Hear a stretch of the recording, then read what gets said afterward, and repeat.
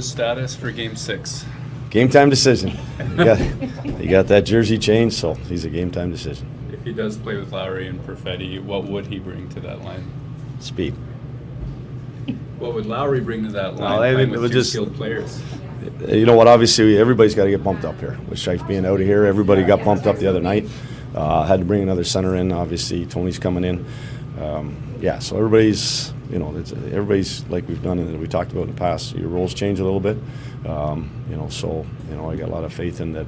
Bear will step in with that line with Apple and Nino. So it's just again, it was like we did the other night. It's different roles and responsibilities sometimes, but you still got to be the player that you are and keep doing what you have to do. What have you seen from this team so far this year that makes you confident when you jumble the lines like that, they'll be able to get to an identity for each line? Yeah, we've had to do it all year, and so it isn't something like we've been able to roll perfectly through an 82-game schedule. The guys have been asked to take on these bigger roles, like I mentioned, and you know what? That's professional hockey players. They want to be challenged, and if they get that opportunity, they want to take advantage of it. And that's what I like best is that guys have, jumped into roles and succeeded, and that's what you hope that when those times come, that's what they do. What makes Dominic Toninato the ideal player to bring in now? He's got some experience in the playoffs. He's got some grit to him. He's good on face-offs, that type of thing. It just kind of a little bit of looking at that line. Now, it just kind of gives him, some identity. He played games for us this year. He's played in the past, and just like.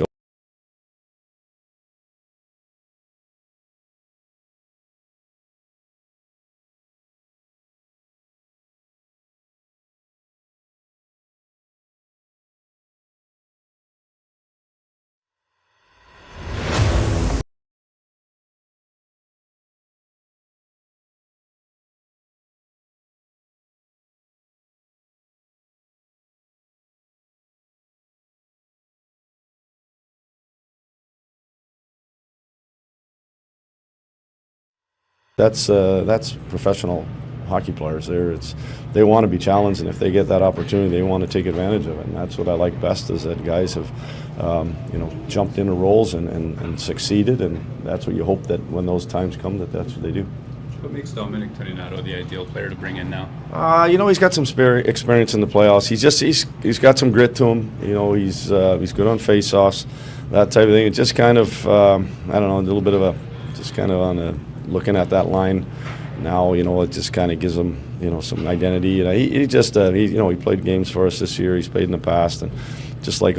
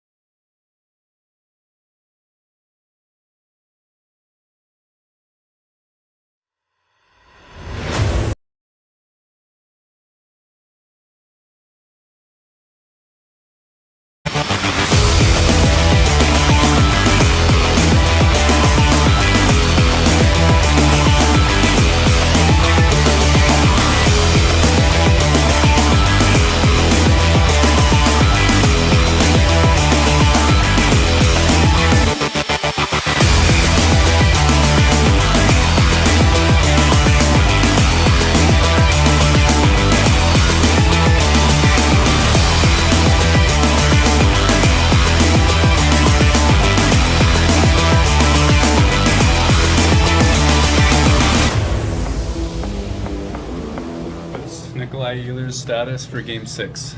Game time decision. He got that jersey changed, so he's a game time decision. If he does play with Lowry and Perfetti, what would he bring? Hello, everybody. Sorry about the technical error there. We're having a bit of trouble with the intro video, but that's all good. Me and Peter are ready to go a little bit earlier than usual. Maybe not be as lazy as we are with that 10-minute intro video, but welcome to episode 3 regardless. There's lots of excitement going into this game 5. The Jets got the win to go up 3-2 in the series. We got some coach beef. We got Ehlers back in the lineup, and we got a chance to potentially have a series clinching game for the Winnipeg Jets. Peter, what are you feeling for this one? Do you have a lean either way? What do you think's going to happen? Oh, I think the Jets have every reason here to come out firing when realistically they haven't in their games in St. Louis so far. You got Ehlers back, which is huge. I mean, your number one center right now is Vladdy the Batty, and he did show well last game, but considering not your captain, one of your best players got taken out, the boys are going to come out with some fire here. And I think Hellebuck is getting closer. If he has one game, that's all it takes. Everyone's back on board. I think the pieces are here for the Jets to take care of it.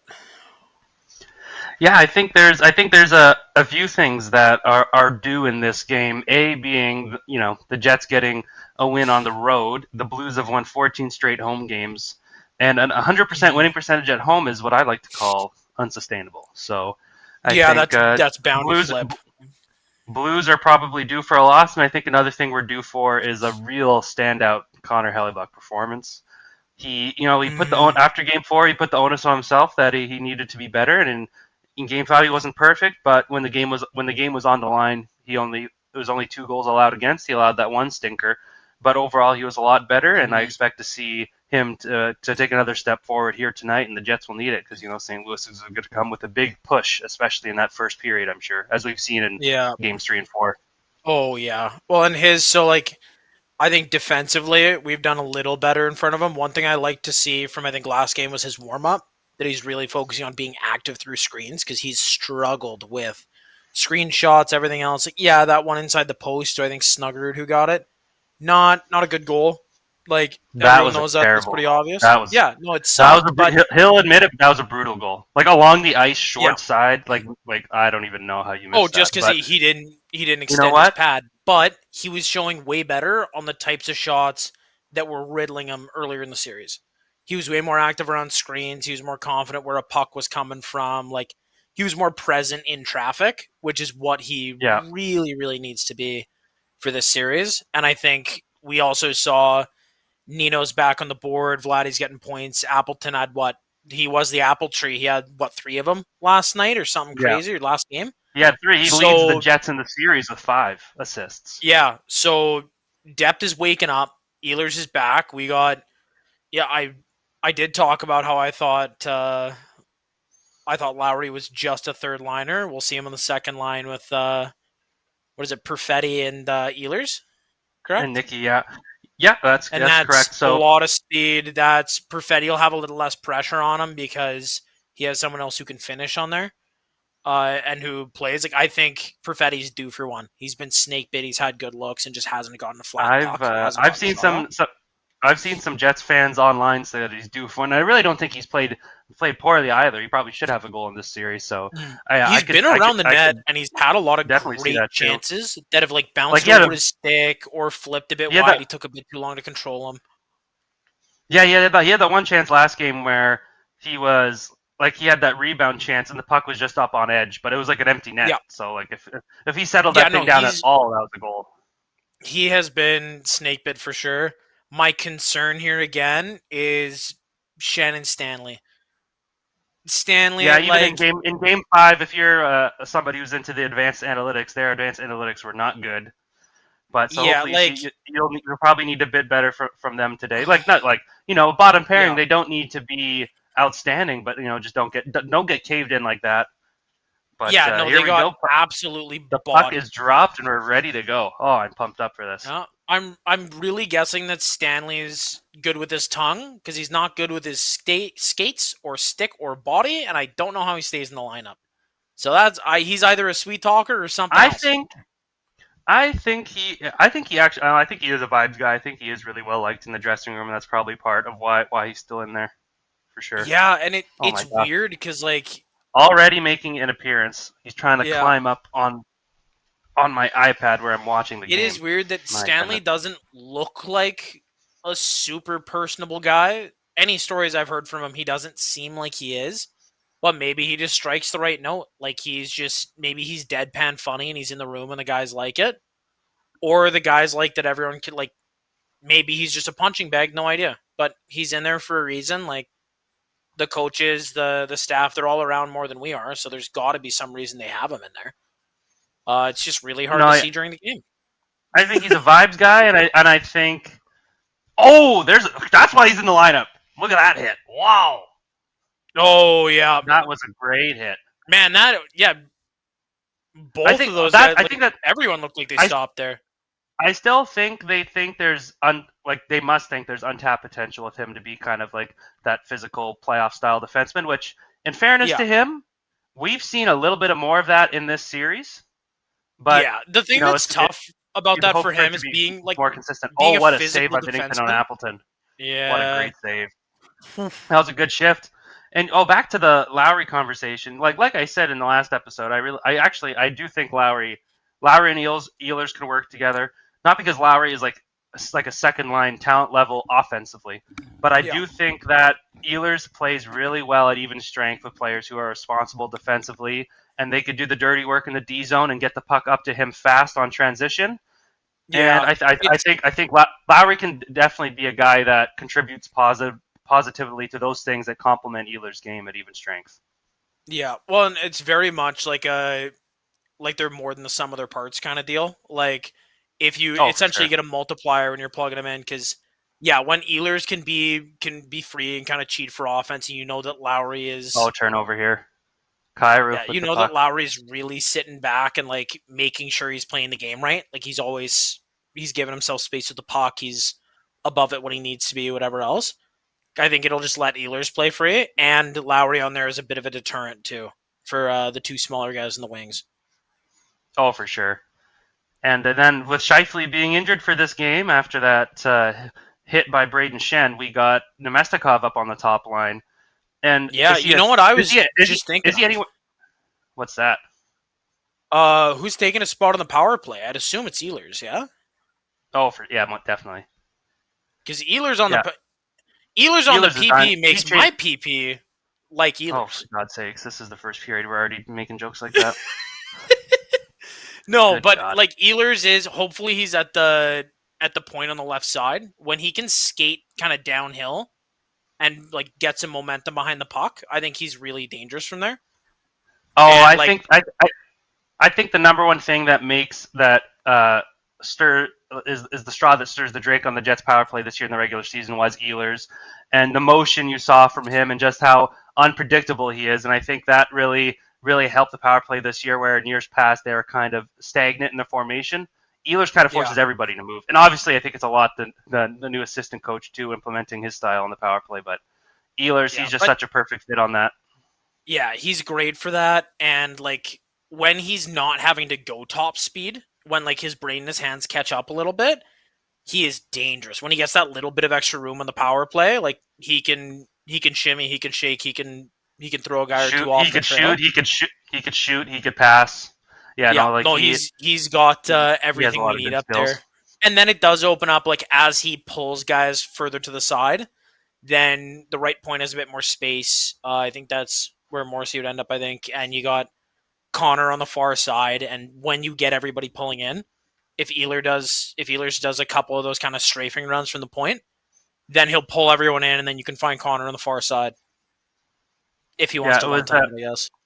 it was funny seeing Nemestikov on the top line last game. You saw like the dichotomy of Vladislav Nemestikov, where Yeah, he scores that beautiful goal off the beautiful pass from Connor to make it 4-2, bats it out of the air, and then in the third period he makes a beautiful move to deke around Binnington, and he has a completely empty net and he misses. Like Vladdy, he gets good chances, but he does not score on as much of them as he probably should. But I yeah, think you could still win tonight's game with him at 1C for sure. And the one thing that edge he has over Scheif is he's always going to be in the right spot defensively. And I think if if Connor and Velarde are really pushing the offense, I think you could still that line could still have a good game because you'll really be able to they rely can still on Vladdy push because defensively. at that point you're asking Velarde to be the second piece when he's normally the third because you're going to need Oh my Vladdy God, to be Sandberg, that was your a rip. support player, essentially. Oh yeah. Nice. But yeah, you're going to need Vladdy to fit in with those two. What is going on here? All right. Pass still went through. Ehlers also still, like, from the last shift from the end of the play, Ehlers looked like he was laboring a little bit. Like he was kind of leaning from one side to the other, walking off. Like, not sure about his foot yet. Hey, the doctors cleared him. But, Hey. yeah. Oh, you mean Jim Sure. Montgomery or what? Oh yeah, Jim Montgomery was in the OR, and he's the one who cleared Ehlers to play out. Yeah, like That was an mean, interesting beat. I don't get Arneal losing his mind like that. You know, Like, actually, I don't no, get why he's I out get of his it. gourd screaming. Like, but I at get that it. point, you just say, Montgomery was being a jerk about it, and yeah, I think but that's bulletin Montgomery- board material. Like, you sit there and be like, oh, he can say whatever he wants. Like, he doesn't know what's going on here. Like, he can go out there and speculate. Arneal was hot because his first line center got hurt. Like that, he was hot because of that, and he was defending his guy. And for Montgomery, I don't like it as a fan, but I will say that probably is him defending Braden Shen. So like maybe a bit less of a chance that Department of Player Safety gives him a call, which they of course didn't. Yeah, but it like both coaches were defending their guys, but Montgomery was being cheeky and he was being a bit of a jerk. Yeah, I totally but get it's I totally get Arneal. I totally Like, get Arneal being peeved. Yeah, I think it depends. I think if Arneal was looking for firing the guys up and having to be like, I'm mad, so you get mad, that's good. They're both defending their guys at the end of the day. Yeah, but it's the way you go about it, like blowing up and being like, he's totally off base, blah blah blah blah blah. Like, that's something. Or if I don't know. Like, I kind of agree with him. I think I agree with what he said. It is disrespectful to diagnose an injury of like opposing team's player. But He's I think no, it makes it look like you're panicking when you're not hurt on the blowing your top. Like, it makes it look like you're really panicking about the series. Montgomery is kind of crashing out about it too. Like it's like, but it's passion, it's the heat of the moment, and it's two coaches defending their guy. That is how I see it. Yeah. Well, and I mean, as much as they want to kick or scream or do whatever else, like, wow. You'll ask a bunch of coaches, they hate this about the game, but you're not out there on the ice with them. The refs are talking. Looks like they might review this goal. They should. This definitely was a deflection. It was a strange. Yeah. Someone's gonna goal. screenshot the 1 goal on 0 shots that was just up on Sportsnet and be like, "Man, Hellebuck's having a rough one." Oh my! Well, yeah. I'm gonna wait to see that on Twitter because I know it's gonna be. Well, whether this is a goal or not. Well, I'm guessing it's somebody in the crease. Like, camera angle is not really helpful. Yeah. But again, did Sandberg push him in? Booch. Or did he initiate? You know what? They're beside each other. Oh, Buchnevich completely went in the crease on his own. Oh. Yeah, he's in the crease, and he went in the crease by himself. The thing that the NHL does, the thing that the NHL does try to do, I think, with the goal interference ruling, is if you go in the crease on your own, they're usually gonna call that off. Yeah, most of the time that's how they rule it. Yeah, the only argument that St. Louis and has, Buchnevich 100%. He went in the crease on his own for sure. Yeah, the only argument is he got pushed, but he was in the crease before. But you know what? Sandberg didn't push him in the direction of the goalie at all. If anything, Sandberg pushed him to the side, and it wasn't a lot.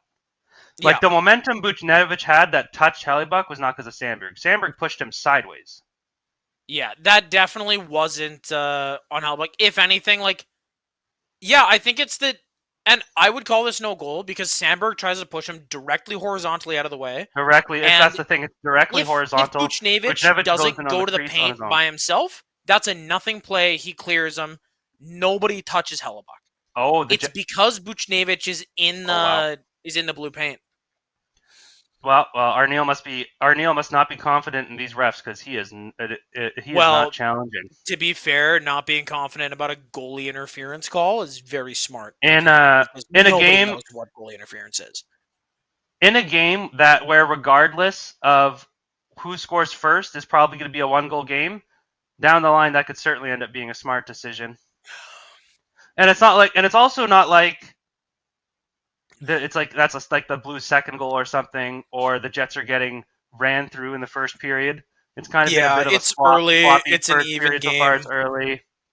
You really just look at that and say we And don't want to deal with a power play. you saw in the LA series where arguably their missed challenge on a goalie interference call that they missed arguably was the turning point in the series. Where I'd love to talk about the LA series because Edmonton. Hiller absolutely blew it up on LA's side. Wait, so and the was Oilers that was the Edmonton tying goal? Yeah, They were so they had the yeah. tying. No, the challenge was for the tying down goal, 3-1. and then the next goal. No, LA was 3-1. Then there was the challenge, and then the power play off the challenge. Bouchard scored for 3-2. And then Quentin Byfield with about a minute left didn't get the puck out of the zone. Bouchard kept it in. Bushbaum from the point, 3-3. They go into overtime. They steamroll the Kings in OT. And they scored near the end of it on a penalty. And then they steamrolled them the whole way in Game 5, and they didn't let the early LA lead bother them, and they pretty much steamrolled them the rest of Game 6. And then if you're the LA Kings, like what kind of wellness retreat do you have to go to recover from that kind of loss? Because I genuinely thought that this was the year that LA was going to beat Edmonton, and they go up 2-0. They show they could score goals. Kempe has 9 points in the first 3 games of the series, and like Edmonton just keeps coming, and they rattle off 4 straight wins. What really impresses me about Edmonton with this core in the playoffs, it's like I don't know if it's the overall leadership core, but it's like with McDavid, and I think McDavid just keeps that team so focused because how often the playoffs over the last few years have you seen them get down in games and they don't flinch? They just keep coming in waves. They keep playing their game. I think part of it is getting scored on. I mean, part of it is because Stuart Skinner allows a lot of goals, but getting scored on does not phase them. And I find it the last 3 years of them being good, I really find it impressive how just locked in and unfazed they are about adversity in the playoffs, allowing goals. They just stay focused. Like Kane looked way better. Here's the thing about the Oilers, and Frederick the Oilers are even more better as the series went on. Yeah, Frederick and Kane did better. Like Janmark and Brown were playoff Janmark and Brown, but they're a team that is built to outscore their problems, and they spent the whole season going down. And even in, I think it was Game 1. When McDavid and Draisaitl can will you back and get 3 goals in like a minute, why would you ever think you're out of it? Because you always have those guys. So even if you're not on, you're like, oh, they're coming. Like 5 minutes left, you're like, let's just get them close. They can do it. And Calvin Pickard, they're reviewing. The refs are talking about something here. I actually don't know what. Yeah, we were yapping a bit too much. Josh looks upset. Yeah. Puck over the glass penalty here. Here, let's see the replay. After that, Arneal may as well have. So, upon viewing the replay. Oh, boy. DeMello right away was saying it was deflected. Yeah. Well, the puck came off the stick super weird. So, how. Is that a blue stick that's making it come off his stick? Like it did not come off clean off his backhand, but regardless, you could only play the game that's in front of you. I get being frustrated with officiating. As a fan, I get frustrated with officiating. Although, you know what, you play the game that is in front of you. It's a kill that you have to kill to not go down 2 goals. That is what it is. This is a tough one because it feels like you're on the kill anyway, so you're kind of hoping that it would have been nice if Arneal challenged it in hindsight, but you're never going to get that. It is... No, actually, I don't hate the decision from Arneal with, as much as I think there is a baseline for goalie interference if the player goes into the I'm saying if you knew this was coming. In a close series in a 1-goal game, I could see how the risk-reward might not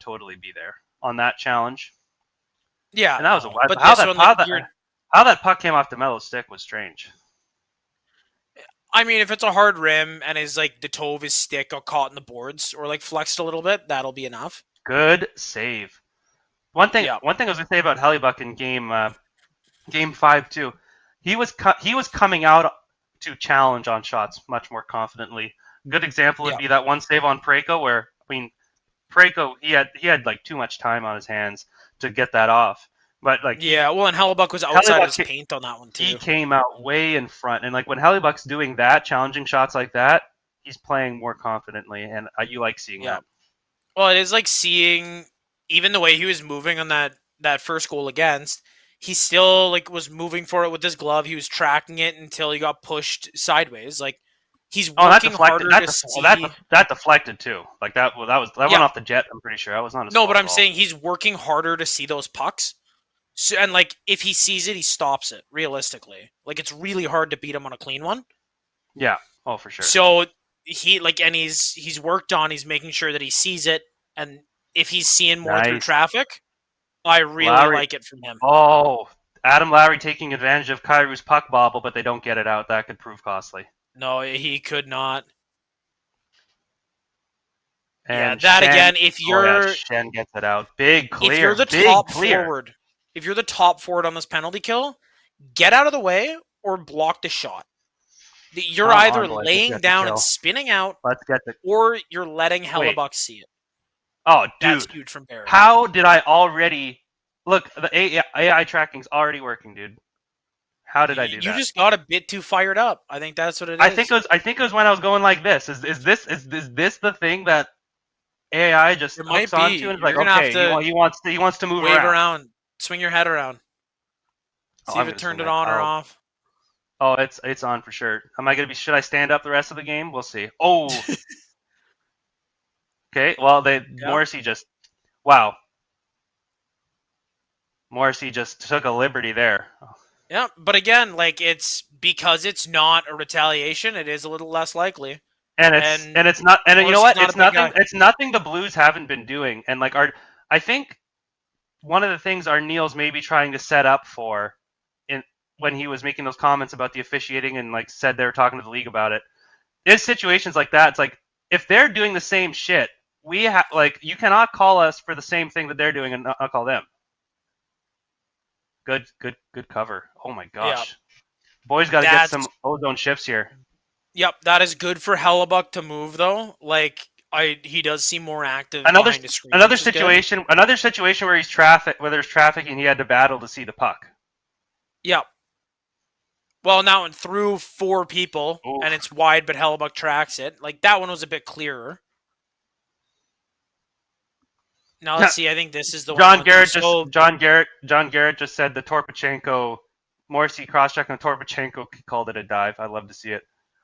Yeah, you know it's a physical playoff series when announcers are calling that a dive.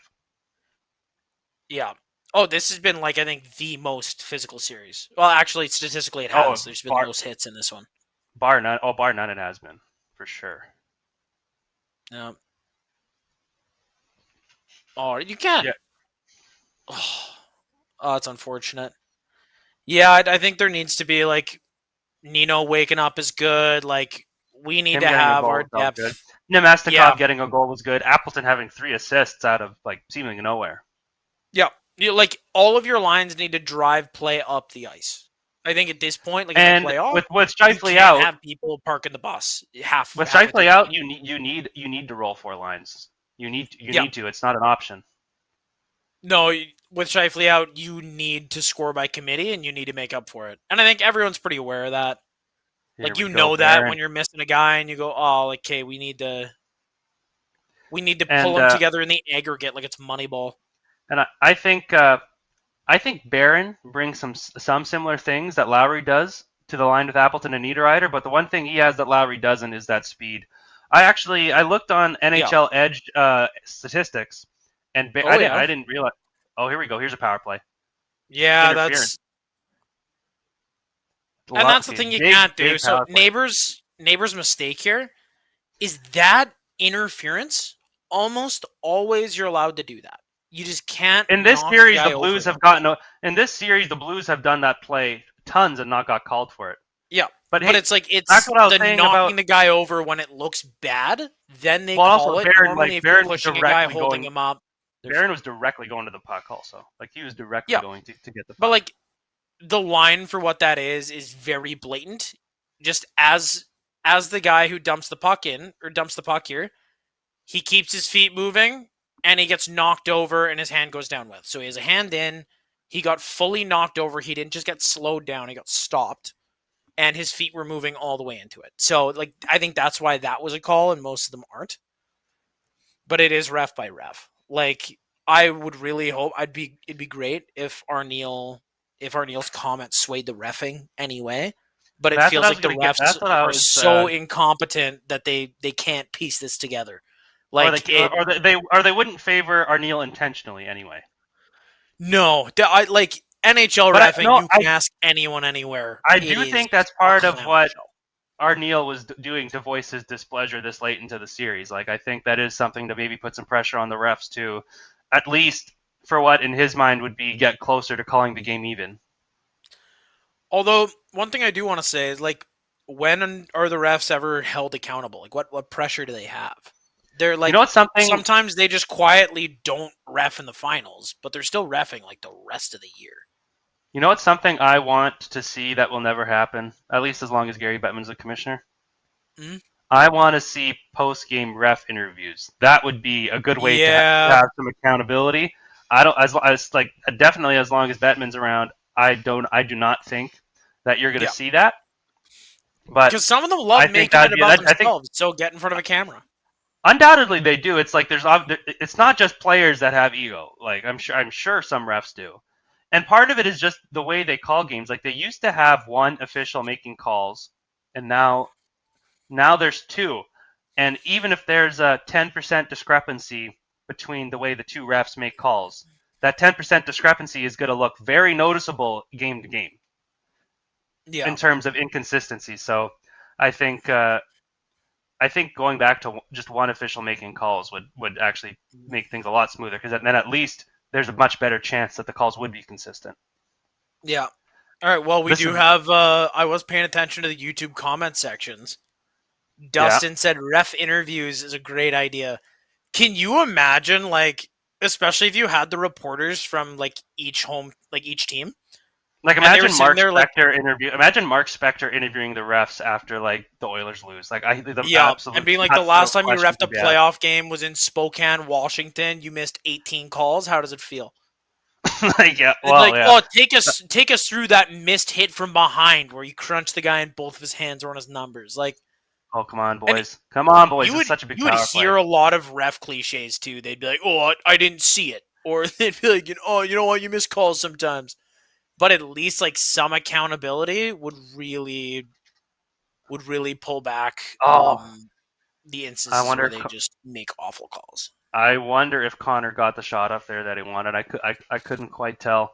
That was a good look though. That was good movement. More Ehlers to Morrissey to Connor. Yeah. And now the second unit's out there, so we got to build some momentum here. Yeah, I know it's a couple shots, but shots are 2-2 halfway through the first, a little over halfway. This has been a quite like low series for shots for both teams, really. Like, yeah, the average like shots I don't in the think series that'll are hold. 25-20, I believe, for the Jets, or maybe 25-22, which is pretty low. Like the top team in the league for shots this year was Carolina, and they were in and around 36 or 37 shots a game. Yeah, well, I mean, it worked well enough for them, so we should start leaning into it. Start shooting the pill, as some people say. Oh, here we go. Battle. Just keep it. Oh, they just passed it right to neighbors. Well, we like to see that from Pionk. He had the puck. Yeah. That's offside. He had the puck, Blues fans. What do you want We me to only do? hit players with pucks, He had the puck. according to Tampa and Florida That was head electric. coaches. The Paul Maurice and John Cooper coach beef, that was absolutely Yeah. hilarious. Nice pass by Well, Ehlers. John Cooper being Connor did cheeky not as get hell about the response. Connor did not get the shot he wanted off. No. The hit from Pionk was good for not having speed. Like, I think Pionk knew he was going to get toasted if he tried to skate with him. And he just said, all right, like, hip to hip. Let's get freaky in this. in this Pionk barn. does love Pionk. Oh my god. Okay, Pionk does love throwing in a hip check every now and then. He's actually like probably he's one of the better players in the league at it. Probably. a good hip check is gas. Is absolute gas. Like that is propane in my nostrils. Straight fire. Like that gets you going. Oh come on, man. We've had my god, the nerve for going a already couple for this bigger game. hits. I don't feel like the Jets have been dangerous so far this game.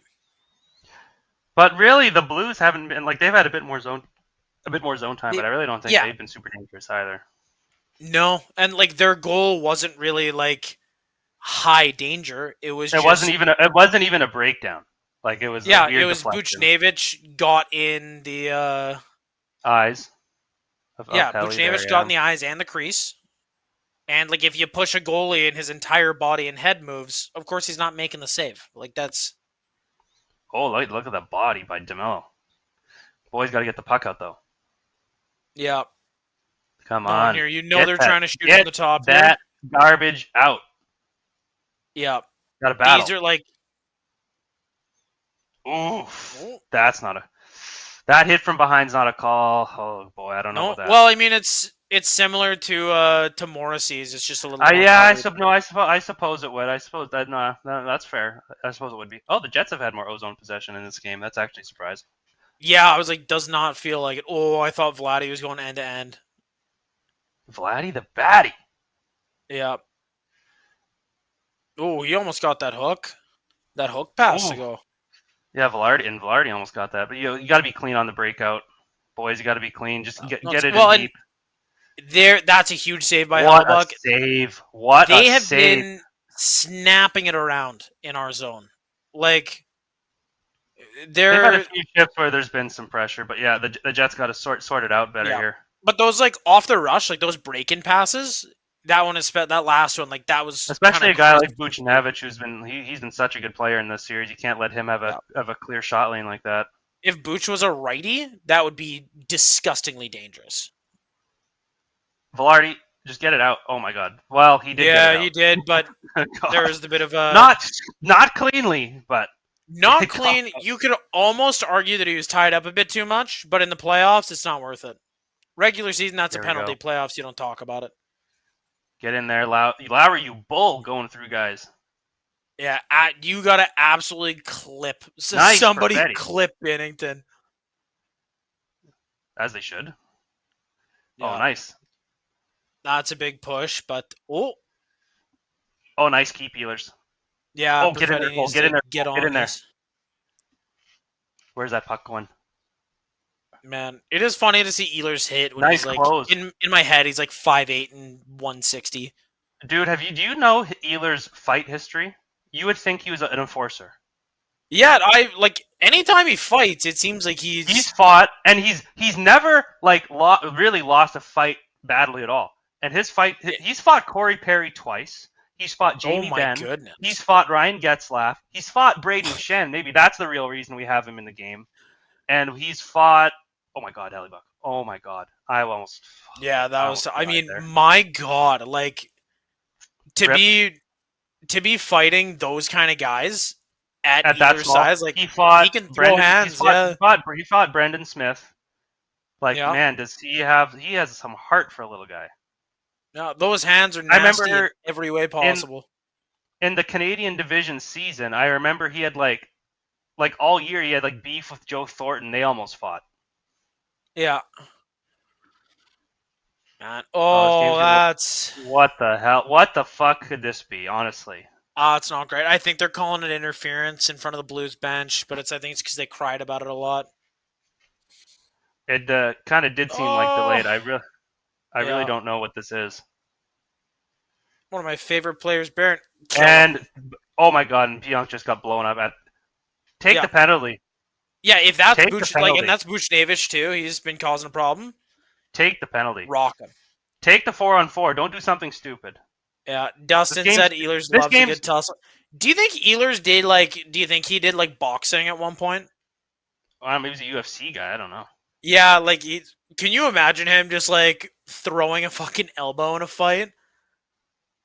If you see him line up to do some Muay Thai, that'd be nasty. Yeah, that's a penalty. He completely finished his check after the whistle blew. Yeah. Oh, that was well after the whistle. If that again, what Niederreiter If you did, can make it that's a 4-on-4. penalty. That better be a 4-on-4. If that's not a penalty, what are you doing? You're gonna lose control of the game if you let post whistle shit like that go on. Yep, and especially after that, Which it's they a have been all 4-on-4. series.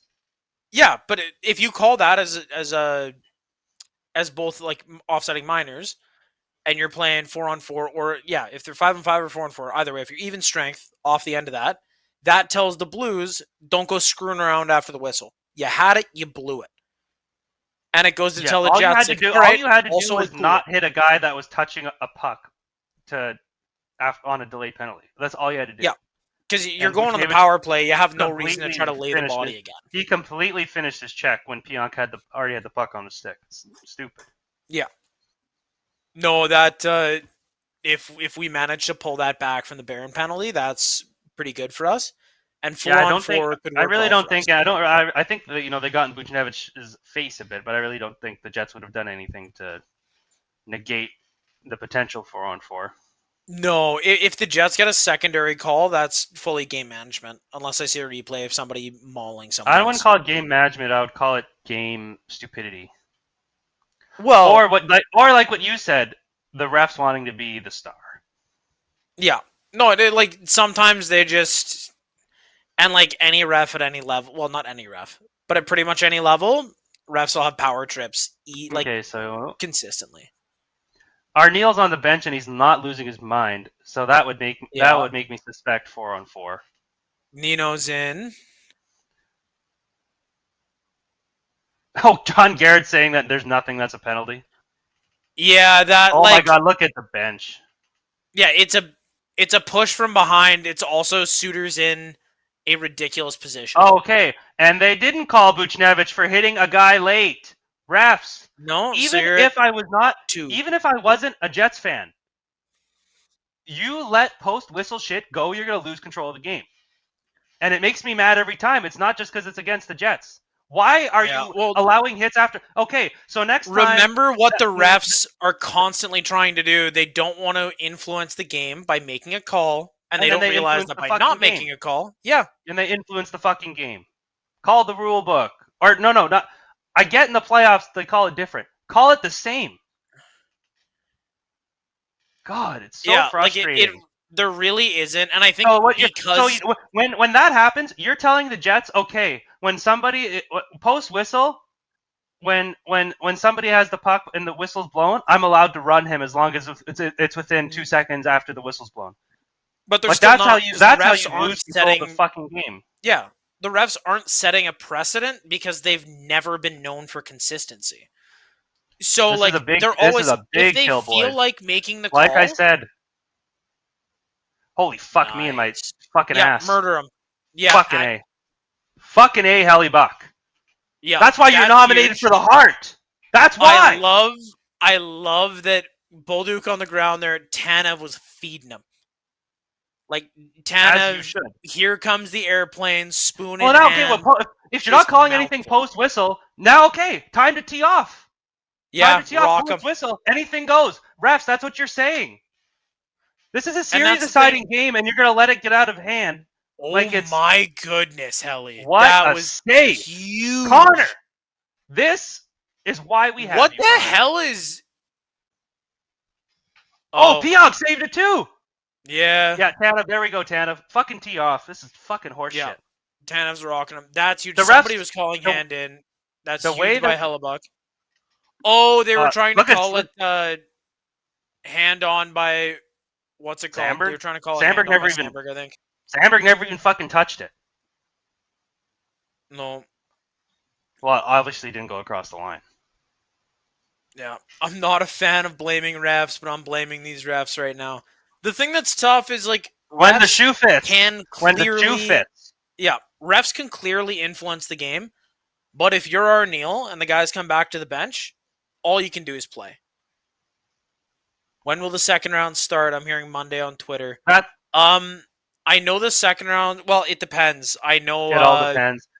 Oilers in Vegas. It's starting Monday because there's a concert somewhere Sunday. I forget where. Yeah, no, like with venues have concerts. Colorado's still playing. Colorado, Dallas, there's still Game 7. So Yeah, yeah, Monday, and Monday or yeah, Tuesday, I guess. yeah. I'm gonna guess Monday. That would make the most sense. Well, Because then you're here we go. getting, Here we if go. you go Monday and Wednesday for game 1 and Go. 2, I follow. 3 and Chip it. 4 Chip it. Friday, Sunday. Chip it. There we go. Go. Yeah, you really like. I know he feels comfortable on the blue line at that point, trying to hold the puck. You knock it in deep and you throw it to a corner so that Binnington can't get it. Come on, boys. Push. Push. Yeah, 8-2 is bad for shots. Obviously, but The Jets have had some missed shots. yeah, They there's need a to bit sort more things out fight better in though. their own end. Helly's looking a bit more solid. That's big. I I think that's the biggest vote of confidence there is just how solid Helly looks so far. I And we think need this him. could be a game where Helly keeps us in it long enough for the boys to wake up, and they kind of like a slow starter, get the engine running, and then I at would the end of fully the game, expect I would fully expect the Jets to get significantly more than 2 shots in the second period. But yeah, let's get the first period's still going. I would Let's hope so. get a few shots to end up. Oh my God, Connor. Yeah, I forgot that Logan Mercy. Stanley's on the ice. You know, Logan Stanley This and first this first line is struggling in their own end. Okay, we got Yeah. Stanley out there with the first line, so that should help with the offense. Yeah, just Come feed on. it to the point. Like Connor can't shoot, but I know a guy who can. And his name's Here we go. Logan Nice Stanley. stick lift. That was a really nice stick lift by Nemestikov. It was really smart. He's he doesn't Stanley have great shooter. hands or great. Oh Shit. He doesn't have great hands or great finish, Nemestikov, but he is intelligent. yeah, he's like He has if good I hockey were an sense. announcer, you call him smart and rangy. Stanley Ripper. Oh. He knows where to be. Oh, what the hell happened to that pass? Stanley, I told you, Stanley- Stanley's Yeah, but pushing that the offense on that shit. That last shot he tried to go for, the stick just folded under him. He's going for a tip. Relax. Give him a break. That didn't Big boy make is it go- to the net. Big boy was going for the high tip. Also, until I see Logan Stanley did nothing wrong back in the chat, I'm going to assume he's done everything Oh wrong. my God, Lowry just dumped somebody pretty good. You love to see it. Yeah. 3 seconds. Here we go. Yeah, hit Oh, him here we after. go. That's a good little kind of hippie spin him on the boards. You know what? The Jets man. didn't have a great period, but they didn't get caved like they did in the first period of the other 2 games. Yeah. Oh, this game is still anybody's. They for missed sure. the net. They missed the net a few times, and the biggest thing of all, in this period, Hellebuck looks like himself. I would really like to see the refs get their head out of their fucking asses and not let a potential series clinching game get out of hand with allowing all the bullshit post whistle garbage. I hate to say it. You'll be waiting for a while on that one. It's so frustrating, and it really is annoying. But As much as refs, you know what? absolutely With how well Hellebuck played in the first, I fully expect the Jets to be the better team in the second period and have this thing notched up heading into the third. I do expect that. And yeah, I will say that refs are strictly for us to complain about. Nobody in the ice should waste their time thinking about that. It's got to be next play, consistently. Oh, that's all it is. Especially as a player, as a coach, obviously you're going to talk to the officials throughout the course of the game. But as a player, it's got to next shift, especially with the amount of focus required for winning this game without Scheifele. Like everybody has to be 5-10% so better. many guys that have been pushed essentially above their spot on the depth chart. Like Vladdy and Lowry really need to lock in to solidify the middle there. Like you really need these guys to focus up. They can't really afford to be distracted with, we didn't agree with the ref on this one. And like, yeah, the ref can be super wrong, but when does a ref ever change their call? When do they ever turn it back? They don't. So you can be as right as you want, just out of principle, they're going to be a dingus about it. My good buddy from work, Dustin, was the Dustin Does in the chat earlier. I just didn't check who it was. I was wondering if that was, but hey, Dustin, glad you joined. This has been a fun game so far. I'm like beat red right now, mad about the refs, but this is going to be a fun one. Glad you're active in the chat, bud. We'll have to Oh, see yeah. if Spenny gets in and posts more Josh Morrissey fan fiction. Yeah, see who else jumps in here. I will say after our last segment on Bulldog Ramen, our tier list, I was thinking about it so much. Like all throughout the start of the week, I What's was just that? like, Oh, "Oh man, I Bulldog? need to go find some." Yeah, I was like, "Oh, I need to go find some." Drove like halfway across the city to pick up a It's thing hard to. of the curry one. Yeah, and Yeah. I had it. I like made myself the full thing, and I just sat there. I was like, "Oh my goodness!" Like one was too poor a ranking. I would give it Yeah. 0 if it was better. Like it was so good, so good. Yeah. Absolute dream. I wouldn't choose any other bulldog over it. You're getting me It's fired just up. I should go make my cheese bulldog right now. Maybe we could get some ASMR going before the hey, end of the boy, first intermission. that'd be so funny to see you just like struggling to breathe while the game's going on. I'm just I'm just I'm just I'm just dripping sweat and like drinking milk after every bite. Pretty much. Kyle Mills, who's totally a person I don't know in any way, shape, or form, We don't know said, him, "I no. still think Jets in 7. These teams love playing and winning at home."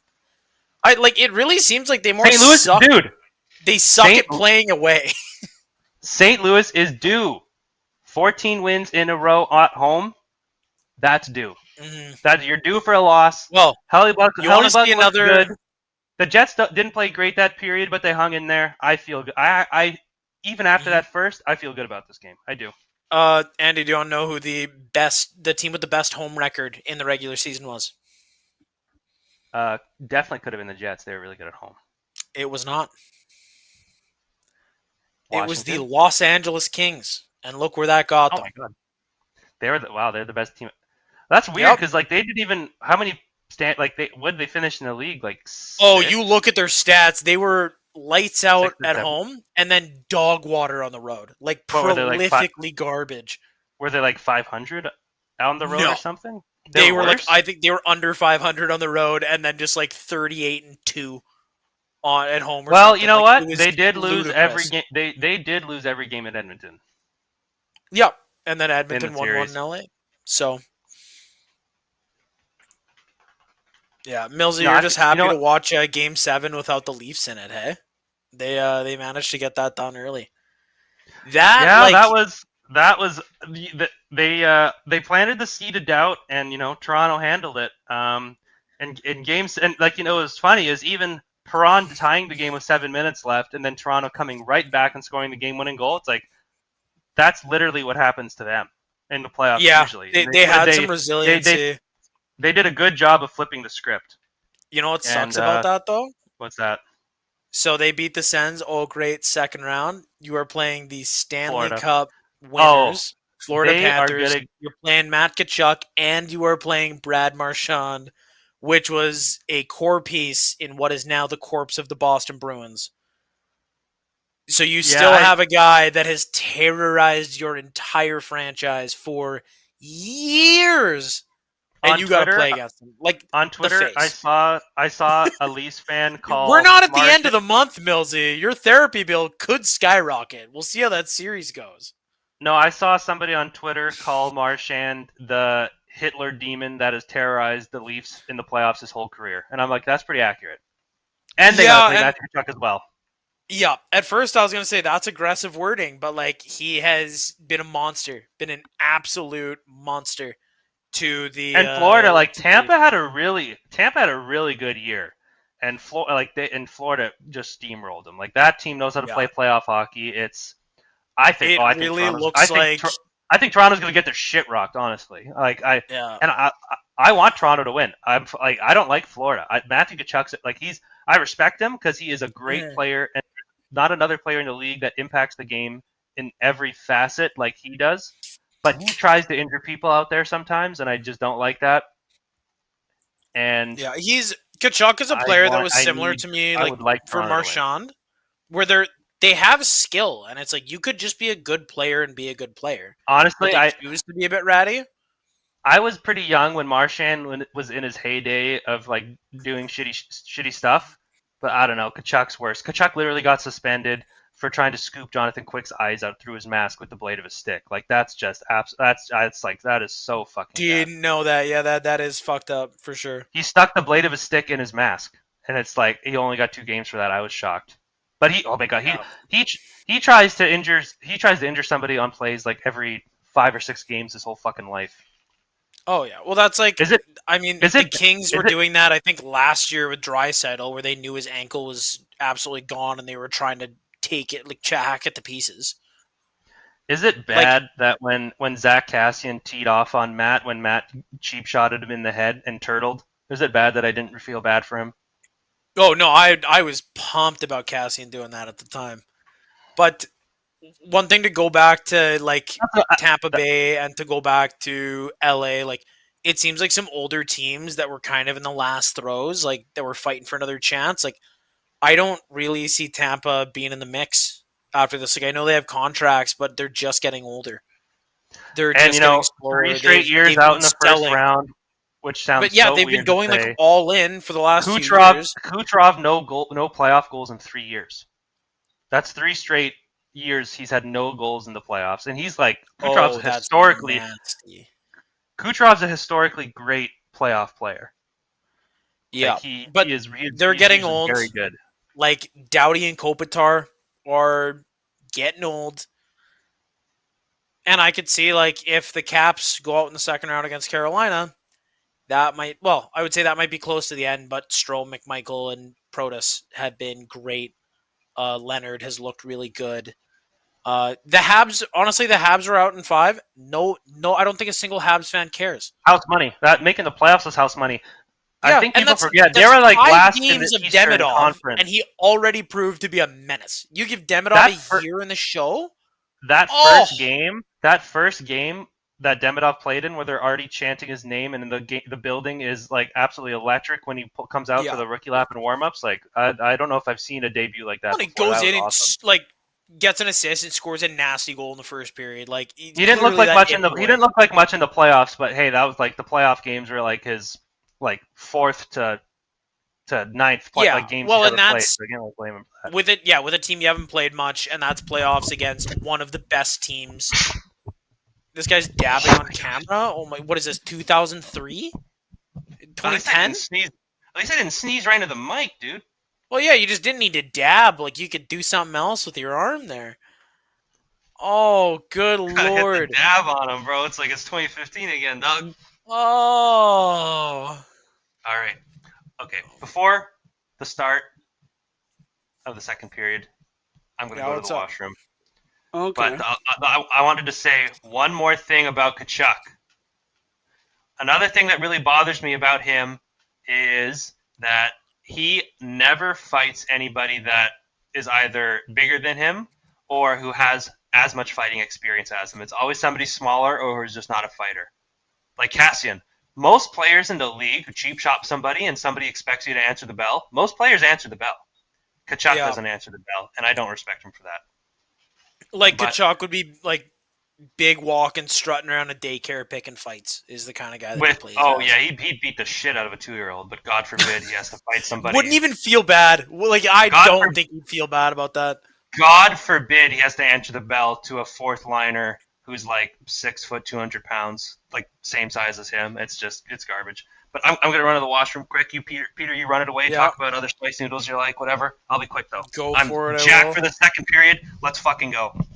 Oh yeah, no, second period's gonna look good. I will say, anyone, if you want to get in the chat, you want to ask something, feel free to give it a shot. I'll read pretty much everything there, unless it is ridiculously not cool. Then I won't be going for it.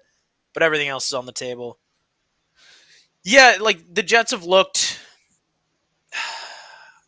They're not. It's not quite there. I'm not seeing like the fire from guys after Scheifele gets deleted. Like his ribs get absolutely crunched, like knocked over like a sandcastle, and he's sitting on the ground not knowing what year it is. Like you can't come out with a game like this after that. And if Hellebuck can see a bit more, obviously, is great. But I still don't know how Stanley and Shen are together in the lineup. I will never genuinely defend Stanley, I don't think. I don't care if he gets 3 goals this game. I don't know if I have a good thing to say about him. He's not a good player. I like whatever blackmail his agent has on the Jets organization has to be the highest tier career-ending, life-ending information to let him stay there. Do you think it's the right move for Tampa to bring John Cooper back?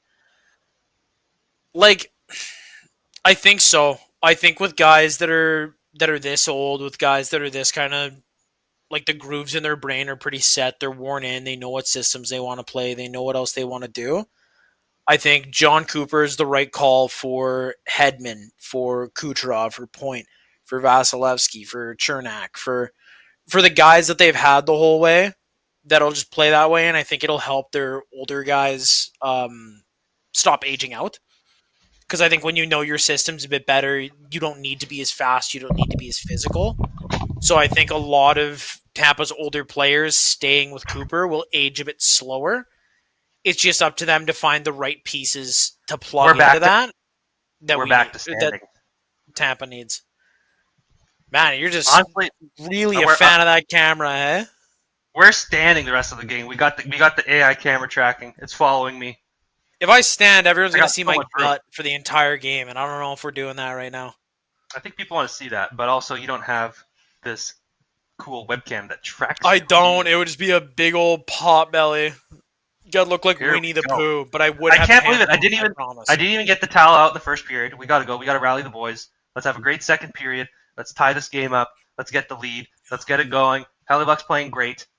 I feel good. I feel like we're gonna have a good 10-12 shot period with some good chances. Yeah, we need to see a bit more in front of the net. This is me being like Lou Lamoriello type. The Jets need to get their forecheck. They need to get their forecheck going for sure. Yeah, not just muck it up. Like, it doesn't matter if you see the puck, swing it where it was last. See what happens. And really, Lou Lamoriello hockey. That's like the way the Jets are gonna have to win is playing low scoring games, winning 2-1 and winning 3-2. If the Jets are gonna win the cup, they're gonna win a lot of games like that. That's how it's gonna have to be. Like, how'd it work for the Islanders, Andy? We have a different roster construction. The Islanders didn't have Kyle Connor and Mark Scheifele. Like we also don't have Mark Scheifele. So shut up. I don't know how long we don't have him for, but he's not here right now. He's gonna be back. Man, they're gonna have to put titanium in his skull. Yeah, wherever the hell he's hurting, they're gonna have to inject him and send him back out there. Borrow McDavid's hyperbaric chamber. On the real though, the Jets have more offensive talent than those Islanders teams had. Like I know they had Barzal, but they didn't have a ton of like Velarde was on pace for 70 points this year. Ehlers was on pace for 75 points, and those are two guys who are behind in scoring of Scheifele and Connor. The Islanders during those runs, the Islanders didn't have an offensive defenseman like Morrissey. No. Morrissey's been quiet in this series, and what I will say is it's going to require Hellebuck looking like Hellebuck. Like, when you had said before, maybe I was a bit cheeky talking about Comrie might need to start in the 2 games in St. Louis there, but this team is not built to win with Comrie. This team is built to win with Hellebuck. Other teams, the Oilers aren't built to win with a goalie. They're built to win 8-7. That's not how the Jets are built. The Jets are built around Hellebuck, and they're built to win with Hellebuck in net. So he needs you need to ride Hellebuck till you lose or you don't. Because Comrie's a release valve at best, and I like him, but he's not even really a stopgap. I think Comrie's a good yin and yang with Hellebuck as a goalie tandem because Hellebuck is so serious and focused, and I feel like Comrie's just kind of he's just a goofy guy. So I think I think they work well as a tandem, but no, if the Jets are winning the cup this year, it's Hellebuck. Like I said, it's Hellebuck figuring it out and getting his game together. No. It is crazy. Eric Comrie looks like he can't. Eric Comrie looks like he was in Horton Hears a Who. Oh, I can see that. He's so Dr. Seuss, and you look at his face, his eyes are huge, and when he talks, he's his face is going nuts. It looks over animated. And I He's love got the him. He's got the Cindy Lou Who knows for sure. He does. It looks like he would, like, if I ever imagine him chirping somebody, he'd like walk up to the Onceler's house in the Lorax and start giving it to him. Like, a good way to describe our goalie tandem is Eric Comrie, Cindy Lou Who, and Connor Hellebuck's the Grinch. That's a pretty good way to describe the personalities of our goaltending. Yeah, tandem. that'll do it. Helly barely likes to show it. Dustin, Comrie, and Helly, the next Olmark and Sway. I don't know about that. They don't hug and kiss and make out and sleep over together, so I don't think so. Olmark and Sway, the fact that I don't think Comrie's Olmark, ever gonna have 35-40 starts either. No, the Jets won't let him. But I think that Comrie, like, the Oilers would probably love to pull Comrie because Pickard has been an NHL backup, and that's all they've needed. But Skinner has been Swiss cheese. He's been a colander. I'm usually not one to like those AI videos, but have you seen the AI videos of where they make McDavid say, like, what did I do to deserve? What did I do in life to deserve Stuart Skinner as my tendy? Oh my goodness! It's not. Yeah, we're seeing the names. Our Neil looks wired right now. Here we go. Okay, so who's gonna get the tie? Who's gonna get the tie goal? I want to take it back. Arneal, I guess I hadn't seen the video. Arneal was very like. So you're talking all that shit, and you didn't even see the video. Who do you think I am? I always talk shit. You're an NHL analyst. It's built in the fiber of my being. Get it together. I don't need to be right. I just need to be loud and sound confident. Anyway, Arneal handled that way better than I thought. I'm on your side. I give him props for that. Come on, boys, get that shit out of there. Olmark and Sway is like the iconic duo. Olmark and Sway were in love with each other. They probably still are. I think Olmark and Sway being separated by Boston was the beginning of the end. You can't have husband and other husband. Yes! Whoa! Yes! I told you! Morgan Barron splits the fucking D, and he gets the tying goal. I am incredibly far behind, but I can't wait to see this shit. We didn't even get to guessing who was going to tie the game, and they fucking tied the game. Let's go. Oh my goodness. Morgan Barron splits the D. He was scoring goals like that in the last 10 games of the regular season. Nasty. He was flying NHL edge, one of the fastest skaters in the league. Morgan Barron tie game. What a way to start the period. How good I feel about that? Go. In the next intermission, I'm going to be shopping for a Jets hoodie for my cat because I mentioned that last stream. Yeah. That if Morgan Barron I'm going to get Morgan Barron etched in on this jersey. I have nobody right now. There's an empty spot. You have nobody on here, and you're going to... I mean, if Morgan Barron manages to get a hat trick at any point during the playoffs, I think I might have to get a jersey of him. Oh, what the fuck are the refs talking about now? For the love of God. If this is offside, we don't need another goal review on this stream. We had the Perfetti one called off. It'd be offside. My stream absolutely cut out. How are they? Oh, I don't like the offside calls because let's be realistic. Like, when the hell does it actually affect the play? I ain't gonna lie, bro. Nobody's sitting there and be like, "Oh, he's a little closer." Like, there were two guys who got toasted. I ain't gonna lie, bro. That looks offside. It does. I'm praying I'm wrong. I mean, the refs have a lot of bad calls. God. They could continue with that.